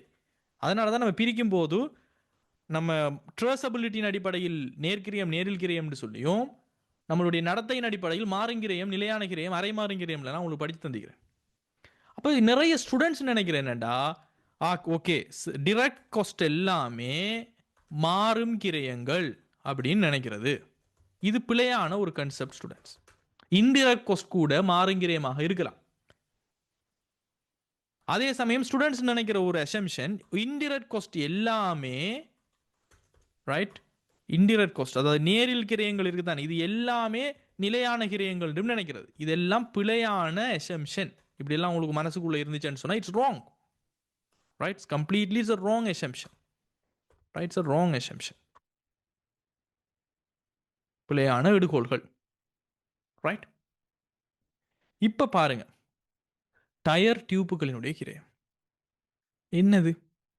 முதலாவது விஷயம், நேரில் யோசிக்கும் போது ஒரு சைக்கிளை உற்பத்தி செய்யறதுக்கு எத்தனை டயர் வேணும், எத்தனை டியூப் வேணும், எவ்வளவுக்கு ஒரு சைக்கிளுக்கு கொஸ்டாக உண்டு நம்மளால சொல்ல முடியுமா முடியாதா? சைக்கிளுங்கிறது ஒன்றும் ராக்கெட் இல்லை, எல்லாருக்கும் தெரியும். எல்லா பைசிக்கிளுக்கும் 2 டயர் இருக்கும், 2 டியூப் இருக்கும். இப்போ வந்து டியூப்லெஸ் டயர் வருது, அது வேற கதை. ட்ரெடிஷனலான ஒரு பைசிக்கிள் அப்படி தானே இருக்கும். அப்போ நம்ம ஒரு பைசிக்கிளை காட்டி இந்த பைசிக்கிளுக்கு 2 டயர் 2 டியூப், ஒரு டயருக்கு இவ்வளவு காஸ்ட், ஒரு டியூபுக்கு இவ்வளவு காஸ்ட், எனவே ஒரு சைக்கிளுக்கு டயருக்கும் டியூப்புக்கும் சேர்ந்து இவ்வளவு காஸ்ட்னு சொல்ல முடியுமா இல்லையா? துல்லியமா, பெர்ஃபெக்டா ட்ரஸ்ட் பண்ண முடியுமா இல்லையா? நீங்க ஒரு 100 பைசிக்கிளை தயாரிக்கீங்க, 200 டயர் வாங்கியிருப்பீங்க. 200 சைக்கிளை தயாரிக்கிறீங்க, 400 டயர் வாங்கியிருப்பீங்க. டோட்டல் காஸ்ட் என்பது என்ன செய்ய போகுது? உங்களுடைய எண்ணிக்கை அதிகரிக்க மாறப்போகிறது. எனவே இது நேரிலாண்டு கேட்டால் என்ன ஆன்சர்? இது ஒரு நேர்க்கிரயத்துக்குள்ள வரக்கூடிய ஒரு விஷயம், டயர் டியூபுக்கான காஸ்ட். அதே சமயம் இது மாறுமா நிலையான கிரயமான்னு கேட்டால் என்ன வரும்? இது ஒரு மாறும் கிரயம். அப்ப இங்க நேர் வந்து இங்க நிலையான கிரயம் வரும். எனவே நம்ம இங்க நோட் பண்றோம்னா பண்ணலாம், இது ஒரு நேர் சம்பந்தப்பட்ட விஷயம். இதை நீங்க டீண்டு போட்டா போதும். என்ன, we can write it as like that. இது ஒரு டைரக்ட் காஸ்ட், இங்க இது ஒரு வேரியபிள் காஸ்டாக அடையாளம் காணப்படும். Okay, TV. ரெண்டாவது பாருங்க, தயாரிக்கும் ஊழியர்களுடைய மாதாந்த கூலிகள். மாதாந்தம்ங்கிறது இங்க இருக்கக்கூடிய மிக முக்கியம். இது இப்ப நேரிலாங்கிறத ஃபெஸ்ட்டுக்கு பாருங்க. தயாரிக்கிறவங்கள அசம்பிளி ஒர்க்கர்ஸ்னு சொல்லுவோம். பிசிக்கலா சைக்கிளை பில்ட் பண்றவங்க. அவங்களுடைய டைமை வந்து ஒவ்வொரு யூனிட்டுக்குமே ட்ரேஸ் பண்ண முடியும் ஸ்டூடெண்ட்ஸ். ரைட், ஒரு சைக்கிளை நான் அசம்பிள் பண்ணி தரத்துக்கு எனக்கு இவ்வளவுக்கு நேரம் எடுக்கும், என்னுடைய இந்த நேரத்துக்கு இவ்வளவுக்கு கூலி. ரைட், எனவே ஒரு சைக்கிளை தயாரிப்பதற்கு எவ்வளவுக்கு கூலி போகும் என்பதனை நாம ட்ரேஸ் பண்ண முடியுமா முடியாதா என்றால் நிச்சயமாக முடியும். அப்ப இது நேர்க்கிரயமாக டைரக்ட் காஸ்டாக வரும். இப்ப இதுல மாறும் கிரயமா நிலையான கிரயமாங்கிறது மிக முக்கியம். இங்க தெளிவா சொல்லிக்கிறாங்க, மாதாந்த கூலி கொடுக்கிறோம், தயாரிக்கும் ஊழியர்களுக்கு மாதாந்த கூலி நாங்க கொடுக்கிறோம். அப்போ இந்த மந்த்லிங்கிற வேர்ட் தான் இங்க முக்கியம். மாதாந்த நாம கூலி கொடுக்கிறோம். அப்ப மாதாந்த கூலி என்பது நீங்க 50 சைக்கிளை கொடுத்தாலும், 50 சைக்கிளை நீங்க தயாரிச்சாலும், 500 சைக்கிளை தயாரிச்சாலும் மாதாந்த கூலி என்பது ஃபிக்ஸ்ட். அப்ப இது ஒரு நேர்க்கிரயம். பிகாஸ் ஒரு பொருளுக்கு ஒரு சைக்கிளுக்கு எவ்வளவுக்கு கொஸ்ட் ஆனிச்சுங்கிறத உங்களால ட்ரஸ்ட் பண்ண முடியும், அதுல எந்த மாற்றமும் இல்லை. ஆனால் இது மாதாந்த கூலியாக இருக்கிறதால அலகுகளோடு இது மாற்றம் அடையாது. எனவே இட்ஸ் a fixed cost. அப்போ இதனுடைய ட்ரேசபிலிட்டியினுடைய அடிப்படையில் ஒரு அலகுக்கு அடையாளம் காணுமாக இருக்குதா என்றால் நிச்சயமாக ஒரு ஊழியர் எத்தனை சைக்கிளை அசம்பிள் பண்ணினார், ரைட், ஒரு சைக்கிள் அசம்பிள் பண்றதுக்கு இவ்வளவுதான் டைம்ங்கிறது நமக்கு கொடுத்திருப்போம், அதன் அடிப்படையில் நம்மளால ட்ரேஸ் பண்ண முடியும். ஆனால் இது மாதாந்தம் இவ்வளவுதான் ஃபிக்ஸ்டா கொடுக்குறோம், அதுதான் மந்த்லி சேலரி கொடுக்குறோம், இல்லாட்டி அவங்க வேற மாதிரி சொல்லிப்பாங்க, அதனால அது ஃபிக்ஸ்ட். அது சிஏ பாருங்க, தயார் செய்யும் பகுதி மேற்பார்வையாளருடைய மாதாந்த சம்பளம். இதை நீங்க நேரிலாண்டு பிரிக்கும் போது முதலாவது நீங்க கேட்கக்கூடிய கேள்வி என்னண்டா, இதை ட்ரேஸ் பண்ண முடியுமா? இவரு கொடுக்குற சம்பளத்தை ஓகே, ஒரு சைக்கிளை இவ்வளோ நேரம் பார்த்துட்டு இருந்தார், 2 சைக்கிளை இவ்வளோ நேரம் பார்த்துட்டு இருந்தார், இப்படின்னு நம்மளால நம்ம சூப்பர்வைசர் பண்றவங்களை நம்ம கொடுக்க முடியுமா? அவர் ஒரு டிவிஷனை மொத்தமாக தான் பார்ப்பார். ரைட், பைசைக்கிள் நீங்கள் ஒரு 100 சைக்கிளை ப்ரொடியூஸ் பண்ணுறீங்க, 47 சைக்கிளுக்கு எவ்வளோ டைம் நான் ஸ்பெண்ட் பண்ணினேன் அவரால் சொல்ல முடியுமாட்டா? சொல்ல முடியாது, ஸ்பெசிஃபிக்காக சொல்ல முடியாது. இதன் அடிப்படையில் ட்ரேசபிலிட்டிங்க இல்லை, ஒரு அலகுக்கு எவ்வளோன்னு சொல்லி துல்லியமாக நம்மளால் சொல்ல முடியாது. அப்போ இந்த சந்தர்ப்பத்தில் இது என்ன கோஸ்ட்டாக வரப்போகுது? It's not a direct cost, it's an indirect cost. ஆனால் இதுவே தெளிவாக என்ன சொல்லிக்கிறாங்க? தயார் செய்யும் பகுதி மேற்பார்வையாளரின் மாதாந்த சம்பளம், மறுபடியும் மாதாந்த சம்பளம். அப்போ இங்கே மாதம் என்பது இவருக்கு ஃபிக்ஸ்டாக தான் சேலரி கொடுக்குறோம். அப்போ இதுவும் வெளியீட்டின் அளவினுடையோ செயற்பாட்டின் அளவுகளுடைய இவர சம்பளம் கூடி குறைய போகிறது இல்லை. அப்போ இந்த சந்தர்ப்பத்தில் இதுவும் என்ன? Fixed cost. ரைட். அடுத்து பாருங்க, கிரீஸ் மற்றும் எண்ணெயினுடைய கிரயங்கள். கிரீஸ் யூஸ் பண்ணுறது, ஒயில் யூஸ் பண்ணுறது, இதை நீங்கள் பார்த்தீங்கன்னா ஒரு சைக்கிளுக்கு இவ்வளவுக்கு நாங்கள் கிரீஸும் இவ்வளவுக்கு ஒயிலும் யூஸ் பண்ணிக்கிறோம் துல்லியமாக உங்களால் சொல்ல முடியுமாண்டா? நோ, சொல்ல முடியாது. It's an indirect cost. அப்போது டிரெக்ட் கோஸ்ட் இல்லை. இப்போ இதுவே இது மாறுமா நிலையானதாண்டா என்ன வரப்போகுது? அதிகமான சைக்கிளில் தயாரிச்சிங்கண்டா, அசம்பிள் பண்ணிங்கண்டா அதிகமான கிரீஸ் ஆயில் போகும். குறைஞ்சத்தை செஞ்சிங்கண்டா குறைவாக போகும். ஒன்றுமே தயாரிக்கலண்டா எதுக்குமே கிரீஸும் ஆயிலும் போட மாட்டோம். அப்போ இது என்ன கோஸ்ட்? இது இட்ஸ் அ வேரியபிள் கோஸ்ட். அப்போது தெளிவாக நம்ம பார்க்கணும் ஸ்டூடெண்ட்ஸ். ரைட்? தெளிவாக வழங்கி கொள்ளணும். ஒரே ஒரு விஷயத்தை நீங்கள் கேள்வி கேட்கணும். டிரெக்டாக இன்டிரெக்டான்னு கிளாசிஃபை பண்ணும்போது ஒரு யூனிட்டுக்கு இவ்வளவுக்கு செலவானுச்சுன்னு சொல்லி என்னால் எதிர்வு கூற முடியுமா இல்லையாங்கிறதான் கேள்வி. மாறுமா நிலையானதான்னு பார்க்கும்போது செயற்பாட்டு மட்டம், உற்பத்தியினுடைய மட்டம் அதிகரித்தால் இந்த அமௌண்ட் கூடுமா குறையுமா? மந்த்லி, இயர்லி இந்த கதையெல்லாம் கதைச்சாங்கன்னு சொன்னால் அது ஃபிக்ஸ்டுன்னு அர்த்தம். புரியுதா? So, I hope so you got the point. Let's move to the next question, 47. உற்பத்தி வணிகமுறையின் கிரயங்கள் தொடர்பான பின்வரும் ஒவ்வொரு கூற்றும் உண்மையா அல்லது பொய்யா என குறிப்பிட சொல்றார். ரைட்? கிரய உருப்படியுடன் குறிப்பிட்டு அடையாளம் காணக்கூடிய கிரயங்கள் மேந்தலைகளாக காணப்படுகின்றன. Right, let's continue students. I think 47 question. So உற்பத்தி வணிகம் ஒன்றின் கிரயங்கள் தொடர்பான பின்வரும் ஒவ்வொரு கூற்றும் உண்மையா அல்லது பொய்யா என குறிப்பிடுங்க. முதலாவது, கிரய உருப்படியுடன் குறிப்பிட்டு அடையாளம் காணக்கூடிய கிரயங்கள் மேந்தலைகளாக காணப்படுகின்றன. இப்பதான் நான் சொன்னேன். இது சரியா பிள்ளையா?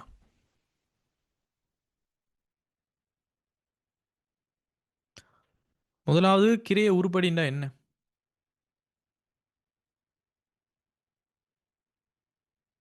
ரைட்?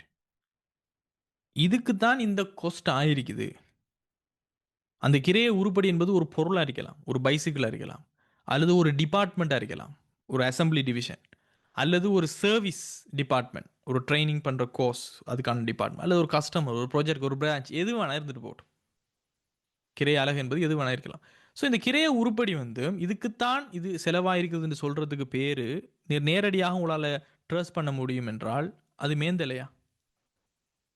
அதுக்கு பேர் நேர்கிரயம் ஸ்டூடெண்ட்ஸ். அதுதான் நம்ம நேர்னு பார்த்தோம். It's a direct cost. அப்போ இவங்க இது பிழையான ஒரு கூற்று, இது ஃபால்ஸ் ஸ்டேட்மெண்ட். மேந்தலை கிடையாது, அது நேர்கிரயம். ரெண்டாவது கூற்று பாருங்க, நிறுவனம் ஒன்றினால் பயன்படுத்தப்படும் மூலப்பொருள் உருப்படிகளின் தொகையும் பெறுமதியும் களஞ்சிய பேரட்டில் பதியப்படுகிறது. இது சரியா பிள்ளையா? நினைவுக்குது உங்களுக்கு நான் இந்த களஞ்சிய பேரடும் பின்காட்டு நான் உங்களுக்கு படிப்பு செய்கிறேன். இது கிரைய மற்றும் முகாமைத்துவ கணக்கீடுல மூலப்பொருள் விஷயத்தில் ரைட், ஐ திங்க்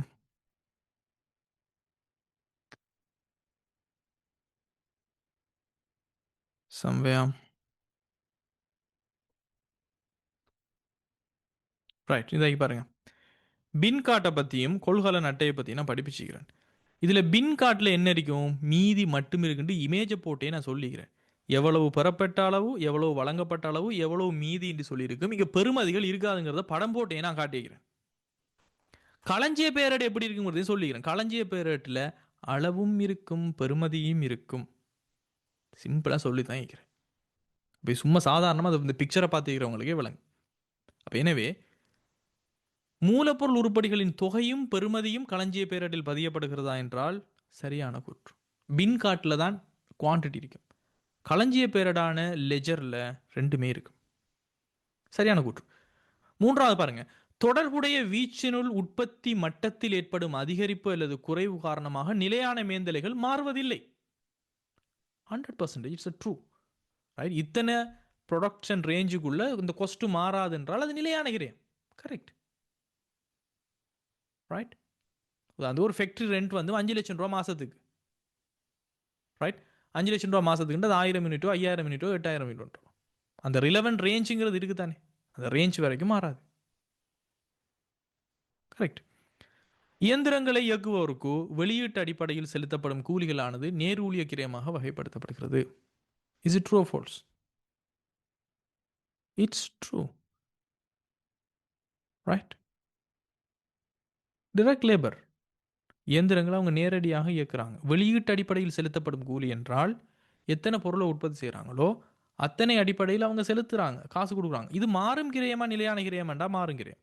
நேர்கூலியான்னு சொன்னால் எஸ், ஒரு பொருளை செய்கிறதுக்கு எவ்வளோன்னு சொல்லி அவங்களால அவங்க பொருளை நேரடியாக தொடர்புறாங்க, நம்மளால் ட்ரஸ்ட் பண்ண முடியும். ஸோ இது ஒரு நேர்கிரயமாண்டா கரெக்ட். அப்போ எப்படி இங்கே ஆன்சர் வரணும்னு சொன்னால்,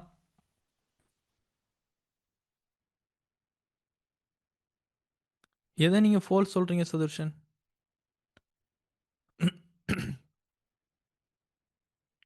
ஸோ கரெக்டாக நமக்கு எப்படி வரணும்?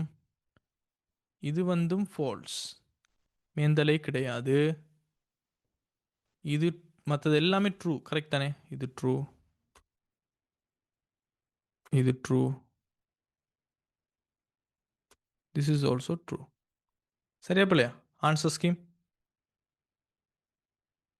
கரெக்ட் தானே? ரைட். 48வது கொஸ்டினுக்கு போங்க. கம்பெனி ஒன்று தனிப்பொருள் ஒன்றை உற்பத்தி செய்கிறது. இதற்கு 2 உற்பத்தி கிரைய நிலையங்கள் காணப்படுகின்றன. இந்த கிரைய நிலையங்களுடன் தொடர்புடைய பாதீடு செய்யப்பட்ட தகவல்கள் கீழே தரப்படுது. ஸோ கேள்வி வந்து மேந்தலை உறிஞ்சல் வீதம், மொத்த பாதீடு செய்யப்பட்ட மேந்தலைகள். ரைட். ஸோ இப்போ கொஷன் வந்து மேனேஜ்மெண்ட் அக்கௌண்டிங்கினுடைய காஸ்ட் எலோகேஷன் உற்பத்தி மேந்தலைகளுக்குள்ளே போயிடுச்சு. It's an easy area. நிறைய பிள்ளைகள் இதை ஏன் கஷ்டம்னு நினைக்கிறேன்னு எனக்கு என்ன தெரியும். It's an easy area management accounting side. So கேள்வி நம்மக்கிட்ட ஆனா கேள்வி மேந்தலை உறிஞ்சல் வீதம், ஓவர்ஹெட் அப்சார்ப்ஷன் ரேட்னு சொல்லுவோம். மேந்தலை உறிஞ்சல் வீதம். ஓகே, நம்ம என்ன சொல்லுவோம்? ஓவர்ஹெட் அப்சார்ப்ஷன் ரேட் என்று சொல்லி இங்கிலீஷில் சொல்லுவோம். மேந்தலை உறிஞ்சல் வீதம். முதலாவது கிரைய நிலையத்துக்கு என்ன, ரெண்டாவது கிரைய நிலையத்துக்கு என்ன, அடுத்து மொத்த பாதீடு செய்யப்பட்ட மேந்தலைகள் பட்ஜெட் பண்ணது எவ்வளோங்கிறது கேள்வி. ரைட். ஸோ இங்கே நீங்கள் புரிஞ்சு கொள்ள வேண்டிய விஷயங்கள் நிறைய இருக்குது ஸ்டூடெண்ட்ஸ். ஒன்று, அப்சார்ப்ஷன் ரேட் என்று சொல்லக்கூடிய இந்த மேந்தலை உறிஞ்சல் வீதம் நம்ம எப்படி கணிப்போம்னு நம்ம படிச்சிருக்கிறோம். Budgeted production cost divided by budgeted activity level. Right. அந்தந்த காஸ்ட் சென்டருக்குரிய பட்ஜெட்டட் டீடைல்ஸ். உதாரணத்துக்கு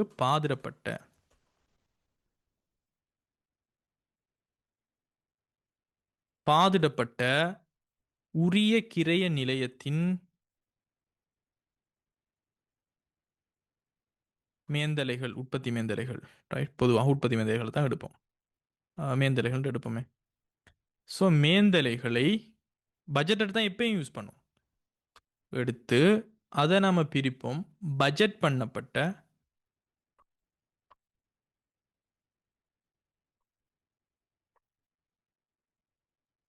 செயற்பாட்டு மட்டம் அப்படின்னா பட்ஜெட் பண்ணுறோம் எத்தனை பொருளை உற்பத்தி செய்ய போகிறோம். ரைட்.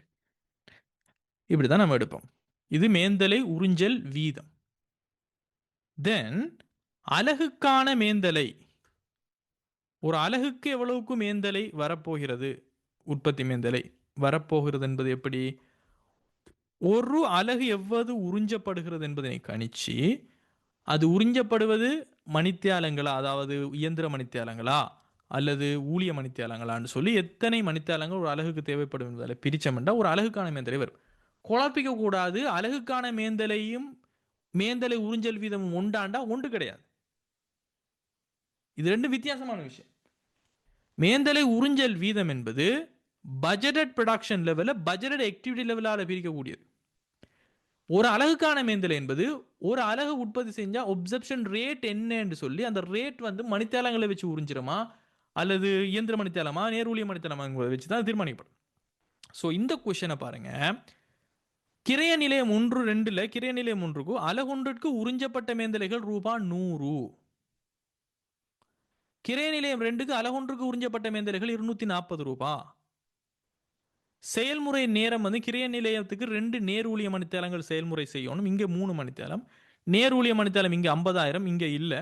இங்கே இயந்திர மணித்தேலத்தில் 20,000, இங்கே இது கிரைய நிலையம் 1க்கு இல்லை. கிரைய நிலையம் 1 மற்றும் கிரைய நிலையம் 2க்கான மேந்தலை உறிஞ்சல் அடிப்படையானது முறையே நேரூழிய மணித்தேலங்கள் இயந்திர மணித்தேலங்கள். அது மேக் சென்ஸ். ஏன்னா கிரைய நிலையம் 1ல் யாருமே இயந்திரங்கள் எதுவுமே இல்லை. கிரைய நிலையம் 2ல் வந்து யாருமே ஊழியர்கள் வேலை செய்கிறது இல்லை. So it make sense. அப்போ முதலாவது கொஸ்ட் சென்டர் 1க்கு இப்போ நம்ம இதை கணிக்க போகிறோம்டா மேந்தலை உறிஞ்சல் வீதம். லெட்ஸ் சே கொஸ்ட் சென்டர் 1 முதலாவது கொஸ்ட் சென்டருக்கு நம்ம கணிக்க போகிறோம் மேந்தலை உறிஞ்சல் வீதத்தைன்னு சொன்னால் overhead absorption rate. Overhead absorption rate OAR என்பது நமக்கு தெரியும். அதாவது அலகுக்கான உறிஞ்சல் வீதம் இருக்குதானே சொல்கிறேன், அது நமக்கு தெரியும். இந்த அலகுக்கான மேந்தலை எப்படி வந்தீங்கிறது தெரியும். இந்த ஃபார்முலா போடுங்க. அலகொன்றுக்கான மேந்தலை என்பது இப்படி தான் வரும். அப்போ ஓவர்ஹெட் அப்சார்ப்ஷன் ரேட் நமக்கு தெரியுமாண்டா அலகொன்றுக்கு உறிஞ்சப்பட்ட மேந்தலைகள் ரூ.100. அப்போ அலகுக்கான மேந்தலை கொஸ்ட் சென்டர் 1ல் எவ்வளோ வருது? ரூ.100 வருது. எத்தனை மணித்தியாலங்கள் இங்கே உறிஞ்சப்படும் என்றால் இங்கே நேரூழிய மணித்தியாலங்களை வச்சு உறிஞ்சுறாங்க. எனவே 2 நேரூழிய மணித்தியாலங்கள் வரும் என்றால் ஒரு பொருளை முடிக்கிறதுக்கு 2 ஹவர் யூஸ் பண்ணப்படும். அப்போது 2 ஹவர் ஒரு பொருளை முடிக்கிறதுக்கு ப்ராசஸ் பண்ணப்படும். ரைட். நம்ம உறிஞ்சல் வீதத்தை எவ்வளவுக்கு நம்ம ஒரு மணித்தியாலத்துக்கு உறிஞ்ச போகிறோம்ங்கிறது நமக்கு தெரியணும். தெரிஞ்சால் ரூ.100 நமக்கு கொஸ்ட் ஆகும்னு சொல்கிறார். அப்போ நமக்கு இங்கே OAR ஓவர்ஹெட் அப்சார்ப்ஷன் ரேட்டை கண்டுபிடிக்க முடியுமா? முடியாதா? நம்மளோட ஓவர்ஹெட் அப்சார்ப்ஷன் ரேட் என்ன வரைக்கும்? ரூ.100 2ஆக பிரிச்சிங்கன்னா ரூ.50 பெர் டிரெக்ட் லேபர் ஹவர். ஒவ்வொரு டிரெக்ட் லேபர் ஹவரும் நேரூழிய மணித்தியாலங்களும் வேலை செய்ய ரூ.50 கொஸ்ட் ஆகும். ஒரு பொருளை முடிக்கிறதுக்கு 2 ஹவர் வேலை செய்யணும். எனவே ரூ.100 உறிஞ்சப்பட்ட மேந்தலைகள் வந்து வரப்போகுது அலகுக்கு. Does it make sense? Right. புரியுதா?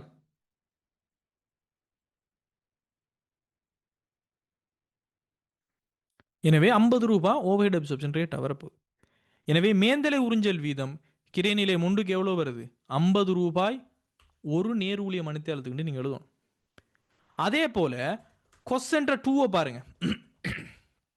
கொஸ்ட் சென்டர் 2 பார்த்தீங்கன்னா இதில் அலகொன்றுக்கான உறிஞ்சப்பட்ட மேந்தலைகள் வந்து ரூ.240. அப்போ மறுபடியும் ரூ.240 கொஸ்ட் ஆகுது ஒரு அலகுக்கு. இது எப்படி வந்திருக்கும்? எவ்வளவு ஒரு அலகுக்கு உறிஞ்சிரம்ண்டு சாரி. இங்கே கிரைய நிலையம் 2 இயந்திர மணித்தியாலங்கள் வச்சு உறிஞ்சுறாங்க. 3 இயந்திர மணித்தியாலம் தேவை. ஸோ 3 மெஷின் ஹவர்ஸ் தேவை. அப்போ 3 மெஷின் ஹவர்ஸ் தேவை. அப்போ ஒரு அவருக்கு எவ்வளோ உறிஞ்சிருப்பாங்க? 240 நீங்கள் 3ஆக பிரிச்சிங்கண்டா 80 ரூபா வரப்போகுது. எனவே ரூ.80 ஒரு மெஷின் ஹவர் பெர் மெஷின் ஹவருக்கு உறிஞ்சப்படும். நமக்கு 3 ஹவர் மெஷின் வேலை செய்யணும். அப்போ ரூ.240 உறிஞ்சப்பட்ட மேந்தலைகளாக வரப்போகுது ஒரு அலகுக்கு. புரியுதா? எனவே உங்களோட இங்கே டெஸ்ட் பண்ணுற விஷயம் வந்து ஸ்டூடெண்ட்ஸ், உறிஞ்சப்பட்ட மேந்தலை வீதம் என்பது வேறு, அலகொன்றுக்கு உறிஞ்சப்பட்ட மேந்தலை என்பது வேறு. அதுதான் கன்செப்ட். அடுத்தது மொத்த பாதீடு செய்யப்பட்ட மேந்தலைகள் கிரைய நிலையம் 1க்கும் 2க்கும் என்னண்டா மறுபடியும் இப்போ கொஸ்ட் சென்டர் 1க்கு வாங்க. சரி, கொஸ்ட் சென்டர் 1க்கு நமக்கு இப்போ தெரியும் உறிஞ்சப்பட்ட மேந்தலைகளோட ஓவர்ஹெட் அப்சார்ப்ஷன் ரேட் வந்து ரூ.50. அப்போ நமக்கு இந்த ஃபார்முலா தெரியும். இந்த ஃபார்முலாவை அப்படியே எடுத்துட்டு வந்து நீங்க காப்பி பண்ணீங்கன்னா மேந்தலை உறிஞ்சல் வீதம் கொஸ்ட் சென்டர் 1க்கு ரூ.50 தெரியும். ரூ.50 ஈக்குவல் டு ரைட். இங்க நீங்க பாதிரப்பட்ட உரிய கிரைய நிலையத்தின் மேந்தலைகளை பாதிரப்பட்ட செயற்பாட்டு மட்டத்தால் நீங்கள் பிரிக்கணும். சரியா? இதில் நமக்கு என்ன தெரியும்?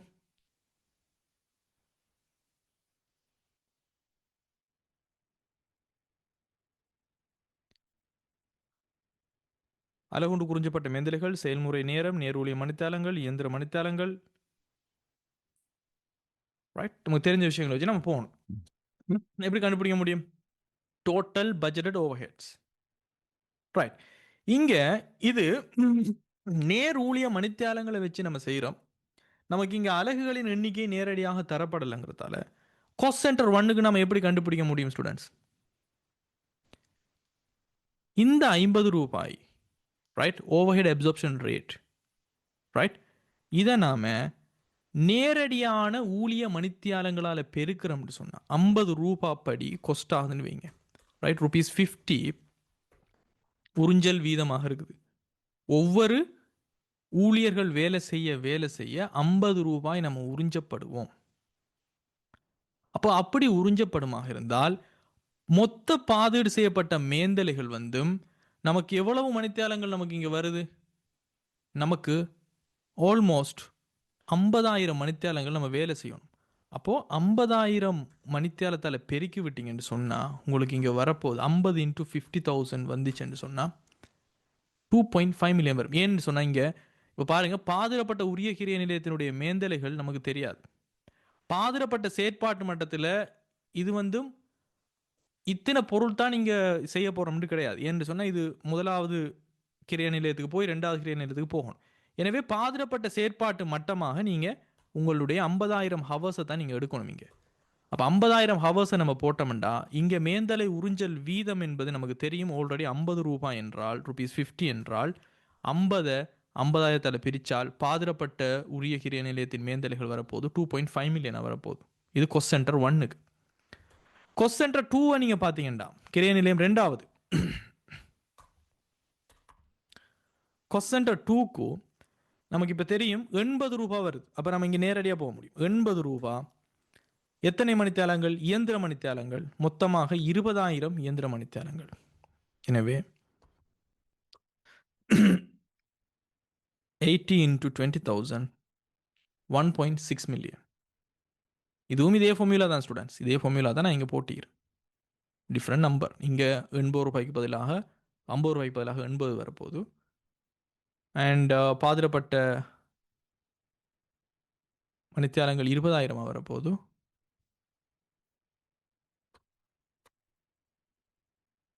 எனவே 80 × 20,000 1.6 மில்லியன். சரியா?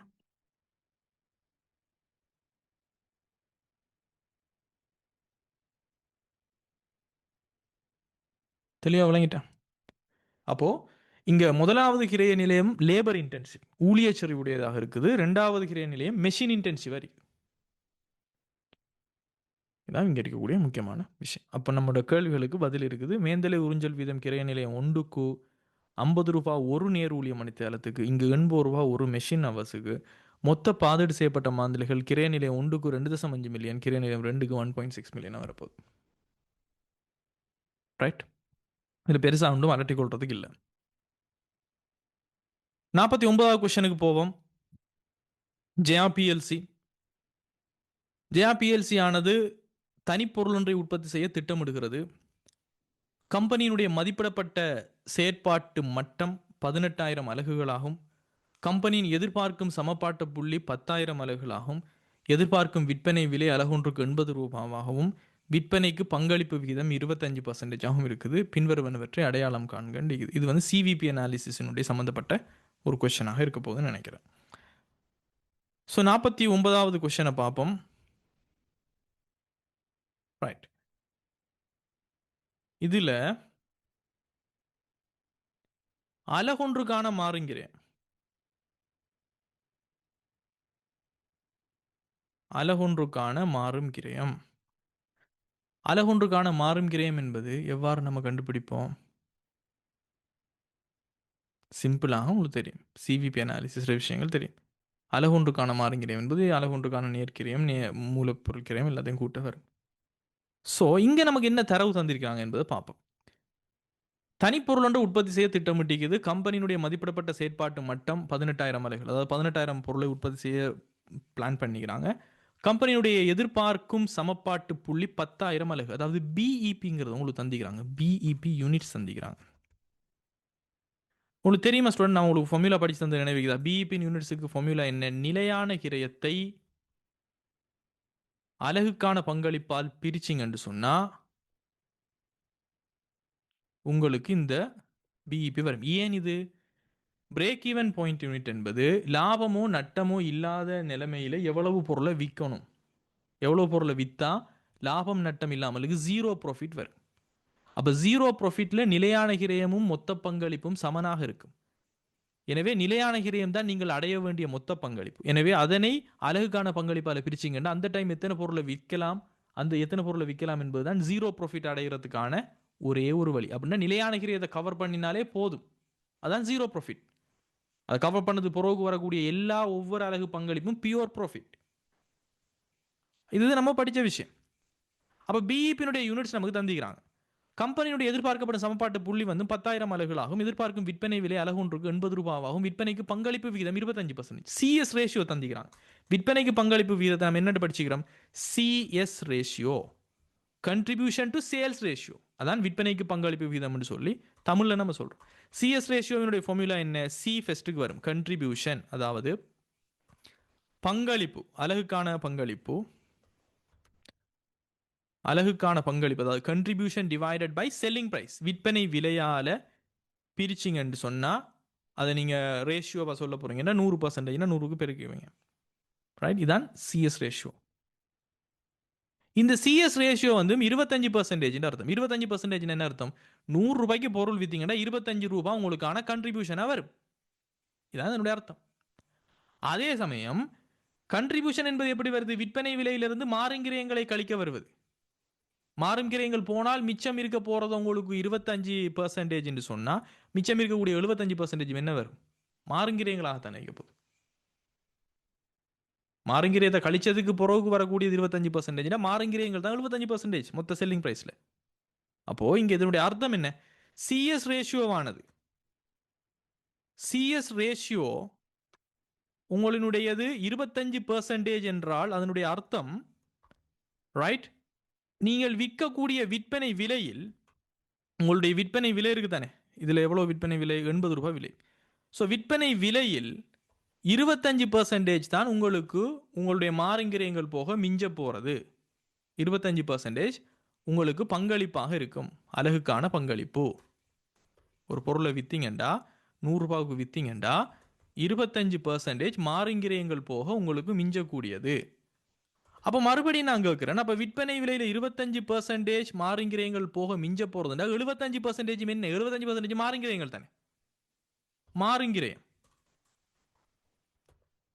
அலகுக்கான மாறுங்கிரயம், ரைட்.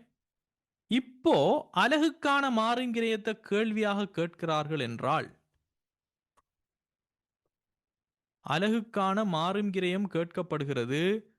அதே சமயம் உங்களுக்கு விற்பனை எவ்வளவு உண்டு சொல்லப்பட்டுகிறது. அலகொன்றுக்கான விற்பனை விலை வந்து 80 ரூபாவாக இருக்கிறது என்றால் 80 ரூபாவுக்கு பொருளை வித்தீங்கண்டா அலகொன்றுக்கான மாறுங்கிரயம் 75% இருக்கும் என்றால் 80 0.75 பெருக்கினீங்க என்று சொன்னா யூ வில் கெட் 60 ரூபீஸ்.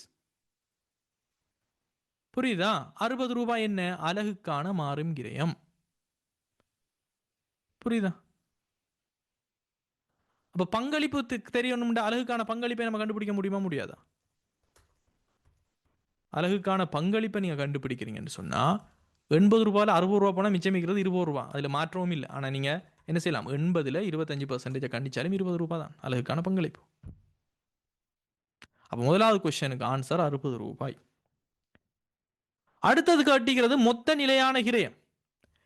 உங்களுக்கு தெரியும் சொல்ல, நான் ஏற்கனவே சொன்னேன், மொத்த நிலையான கிரயத்தை நம்ம கண்டுபிடிக்கணும்டா மொத்த நிலையான கிரயம் பிஇபியில் நம்ம யூஸ் பண்ணுறோம். பிரேக் ஈவன் பாயிண்ட் நமக்கு ஆல்ரெடி தந்திக்கிறாங்க. 10,000 அலகுகளை வித்தம்ண்டா நமக்கு லாபமும் இல்லை நஷ்டமும் இல்லை. அப்படின்னா என்ன அர்த்தம்?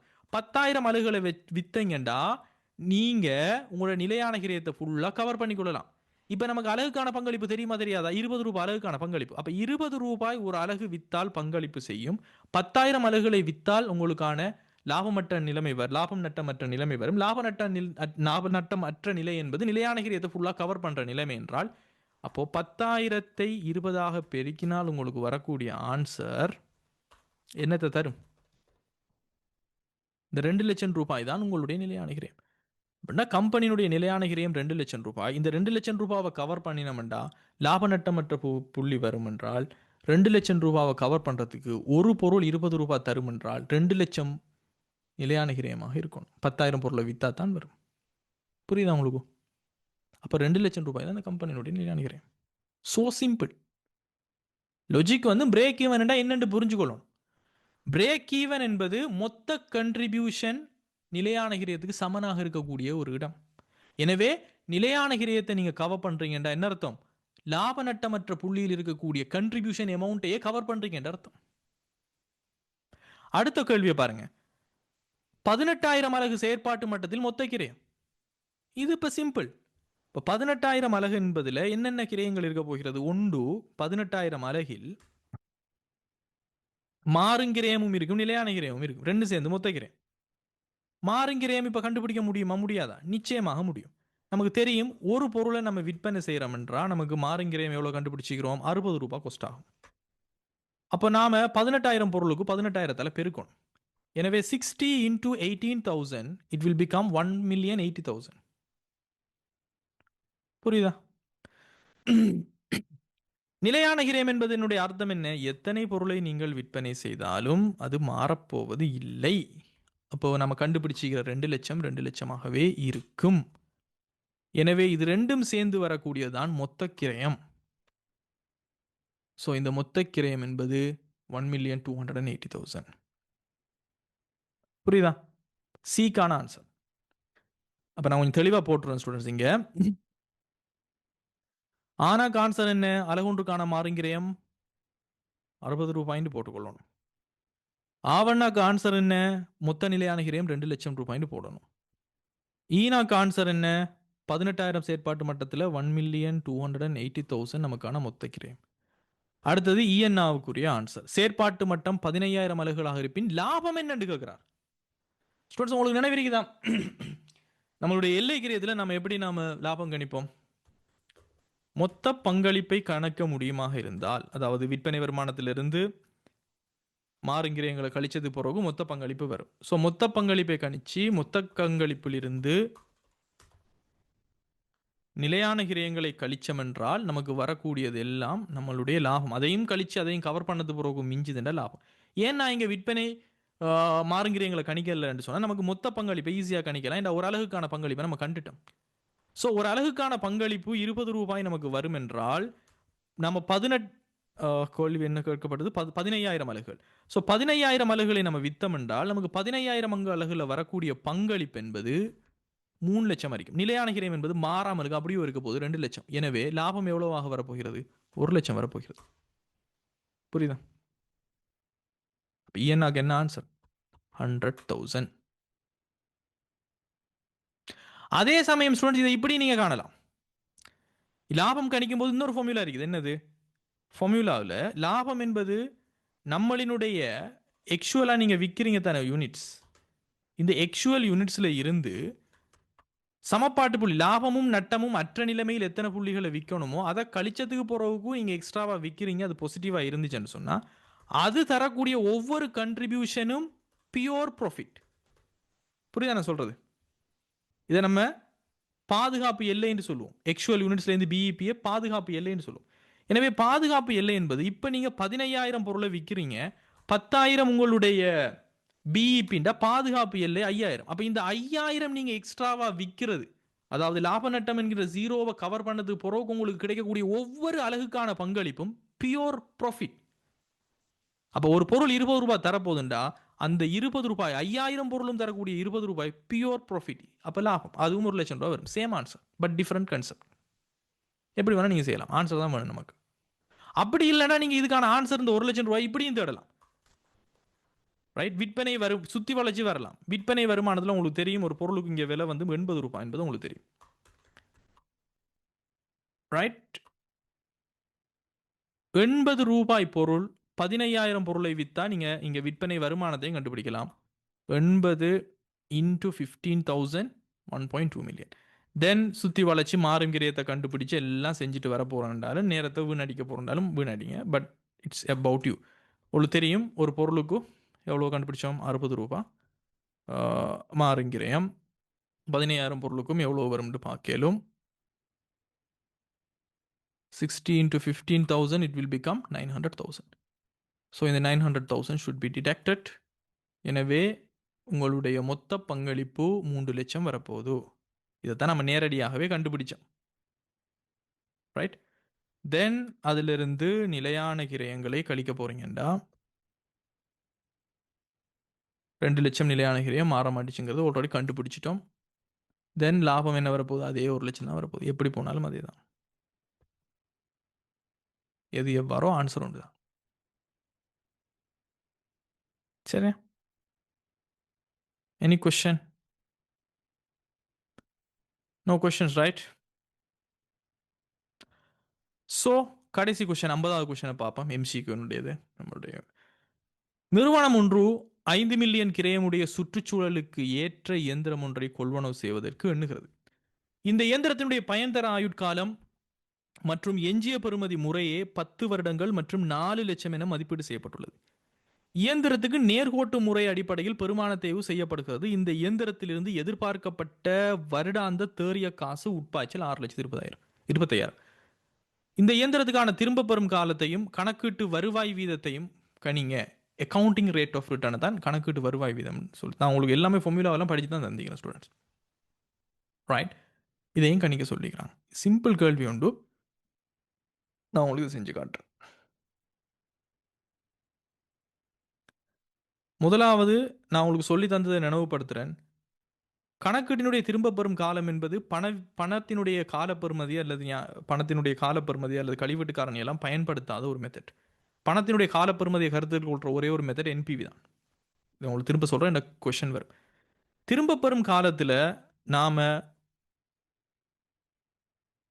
பார்ப்போம், ஒரே காசு பாய்ச்சல் ஒரே தொகை வருஷத்துக்கு வருதுன்னு சொன்னால் ஆரம்ப முதலீட்டை நாம் வருஷத்துக்கு வரக்கூடிய காசு பாய்ச்சலில் பிரிச்சு விட்டோம்னா வரும். நிறுவனம் ஒன்று 5 மில்லியன் கிரயமுடைய சுற்றுச்சூழலுக்கான இயந்திரம் ஒன்றை கொள்வனவு செய்கிறது. இந்த இயந்திரத்தின் பயன்தர ஆயுட்காலம் எஞ்சிய பகுதி 10 வருஷமும் 4 லட்சம் ரூபாயும் வரப்போகிறது. இந்த இயந்திரத்துக்கு நேர்கோட்டு முறை அடிப்படையில் பெருமான தேர்வு செய்ய போது இயந்திரத்தில் எதிர்பார்க்கப்பட்ட வருடாந்த தேறிய காசு பாய்ச்சல் 6,20,000. அப்போ அதே 6,20,000 தான் இருக்கக்கூடிய இந்த 10 வருஷத்துக்கும் கிடைக்க போகிறது. நமக்கு தேவை என்ன? ஆரம்பத்தில் நம்ம எவ்வளவுக்கு காசை போடுறோம், இந்த காசு வந்து சேர எவ்வளவு காலம் எடுக்கும் என்பதுதான் திரும்ப பெறும் காலம். எனவே ஆரம்ப முதலீட்டை ரைட் ஆண்டுக்கான சமமான காசு பாய்ச்சலாக இருந்தால் தேறிய காசு பாய்ச்சலால் காசு உட்பாய்ச்சலாக இருக்கும். பிரிச்சிங்கண்டா எவ்வளோ காலம் வரும்போது அதான் திரும்ப பெறும் காலம். எனவே நம்ம போடுற அமௌண்ட் வந்து 5 மில்லியன். இதில் நம்ம தேறிய இதில் இழிவு பெறுமதியெல்லாம் நம்ம பார்க்க வேண்டிய அவசியம் இல்லை ஸ்டூடெண்ட். இழிவு பெறுமதி அது வந்து இது வந்து 10 வருஷத்தினுடைய சொத்துனா 10 வருஷத்துக்கு போகிறது தான் கிடைக்கும். அது நமக்கு கணக்கு இல்லை. இங்கே ஆரம்ப முதலீடு எப்போ வந்து சேருங்கிறது தான் திரும்ப பெறும் காலம். ஸோ 5 மில்லியன் நீங்கள் போடுறீங்க. இந்த 5 மில்லியன் 6,25,000 ஒவ்வொரு வருஷத்துக்கும் தேறிய காசு பாய்ச்சலாக உங்களுக்கு தரப்படுகிறது. அப்போது உங்களோட ஆரம்ப இந்த 5 மில்லியனை எடுக்கிறதுக்கு உங்களுக்கு 8 வருஷம் போகும். 8 வருஷத்துக்கு பிறகு வாரது தான் உங்களுக்கு மிச்சம் இருக்கக்கூடிய அந்த 2 வருஷம் தான் உங்களுக்கு வரக்கூடிய லாபம். அப்போ உண்மையில் இங்கே நேரடியான ஆன்சர் வந்து திரும்ப பெறும் காலம் 8 வருடம். கணக்கீட்டு வருவாய் வீதத்தை நீங்கள் பார்த்தீங்கன்னா ஸ்டூடெண்ட்ஸ் இங்கே தெளிவாக விளங்கி கொள்ளுங்க. நான் இங்கே ஆரம்ப முதலீட்டை தான் எடுத்துக்கிறேன். இதில் எனக்கு பயன்தர ஆயுட்காலம் என்னங்கிறது தேவையில்லை, எஞ்சிய பெறுமதி எனக்கு தேவையில்லை, வருஷத்துக்கு எவ்வளவு தேய்வு நடக்கிறதுலாம் எனக்கு தேவையில்லை. இதெல்லாம் திரும்ப பெறும் காலம். அப்போ நாம் இங்கே நல்லா பாருங்க, இந்த சொத்து பெருமான தேய்வு அடையப்படுவது என்பதோ அல்லது இதனுடைய ரெசிச்சுவல் வேல்யூங்கக்கூடிய இழிவு பெறுமதி நமக்கு கிடைக்க போகுது. ரைட், இழிவு பெறுமதி 4 லட்சம் சொல்லிக்கிறாங்க தானே, இதெல்லாம் நாட் கன்சிடர்ட். இங்கே கவனத்தில் நம்ம கொள்ள மாட்டோம். நமக்கு தேவை திரும்ப பெறும் காலத்தில் ஒரே ஒரு விஷயம், நான் போடுற ஆரம்பத்தில் போடுற காசு எத்தனை வருஷத்தால் எனக்கு வந்து கிடைக்கும். அதுவும் அது இன்றைய பெறுமதியில் எவ்வளோங்கிறதெல்லாம் எனக்கு கதை கிடையாது. எனக்கு அதை மட்டும் சொல்லுங்க.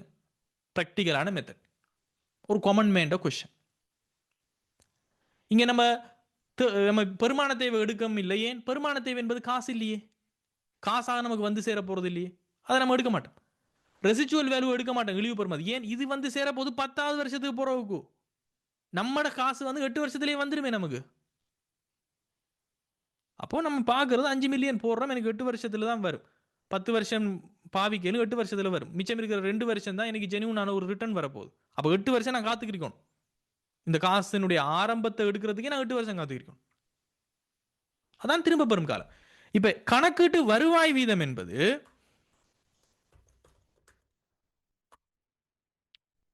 நம்ம இதை இங்கிலீஷ்ல ARR சொல்லுவோம், accounting rate of return. Right? கணக்கீட்டு வருவாய் வீதம் சம்பந்தமா நான் என்ன படிச்சு தந்துக்கிறேன் உங்களுக்கு பாருங்க. முதலீட்டு மதிப்பீட்டுல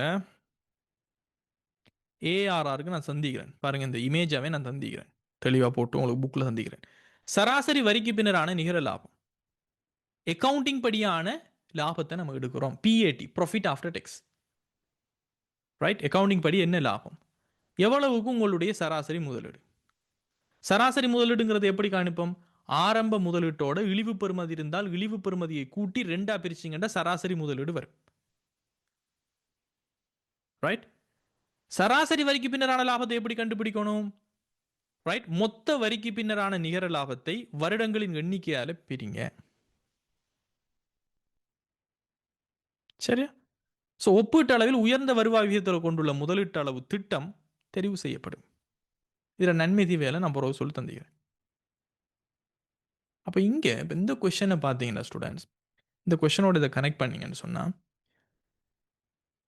இந்த சொத்து வந்தும் 5 மில்லியன் பெறுமதியானது. சரியா? 5 மில்லியன் பெறுமதியானது. 10 வருடங்கள் யூஸ் பண்ண போறீங்க. 4 லட்சம் ரூபாய் இழிவு பெறுமதி இருக்குது. நேர்கோட்டு முறையில் பெருமான தேர்வு செய்ய போறீங்க.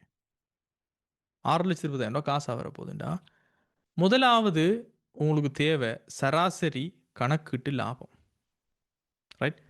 சராசரியான கணக்கீட்டு லாபம் நமக்கு தேவை. பிகாஸ் சராசரி கணக்கீட்டு லாபத்தை இதால் பிரிக்கொண்டு ஃபார்முலா சொல்லி தந்துக்கிறேன். சராசரி வரிக்கு பின்னரான நிகர லாபம், சராசரி முதலீடு. ஸோ நான் இங்கே சராசரி கணக்கீட்டு லாபம்னு சொல்லி சிம்பிளாக எடுக்கிறேன். பட் இது சராசரி வரிக்கு பின்னரான லாபம் தான் இது. சரியா? சராசரி கணக்கீட்டு லாபம். அண்ட் இதை நாம் சராசரி முதலீட்டால் பிரிக்கணும்.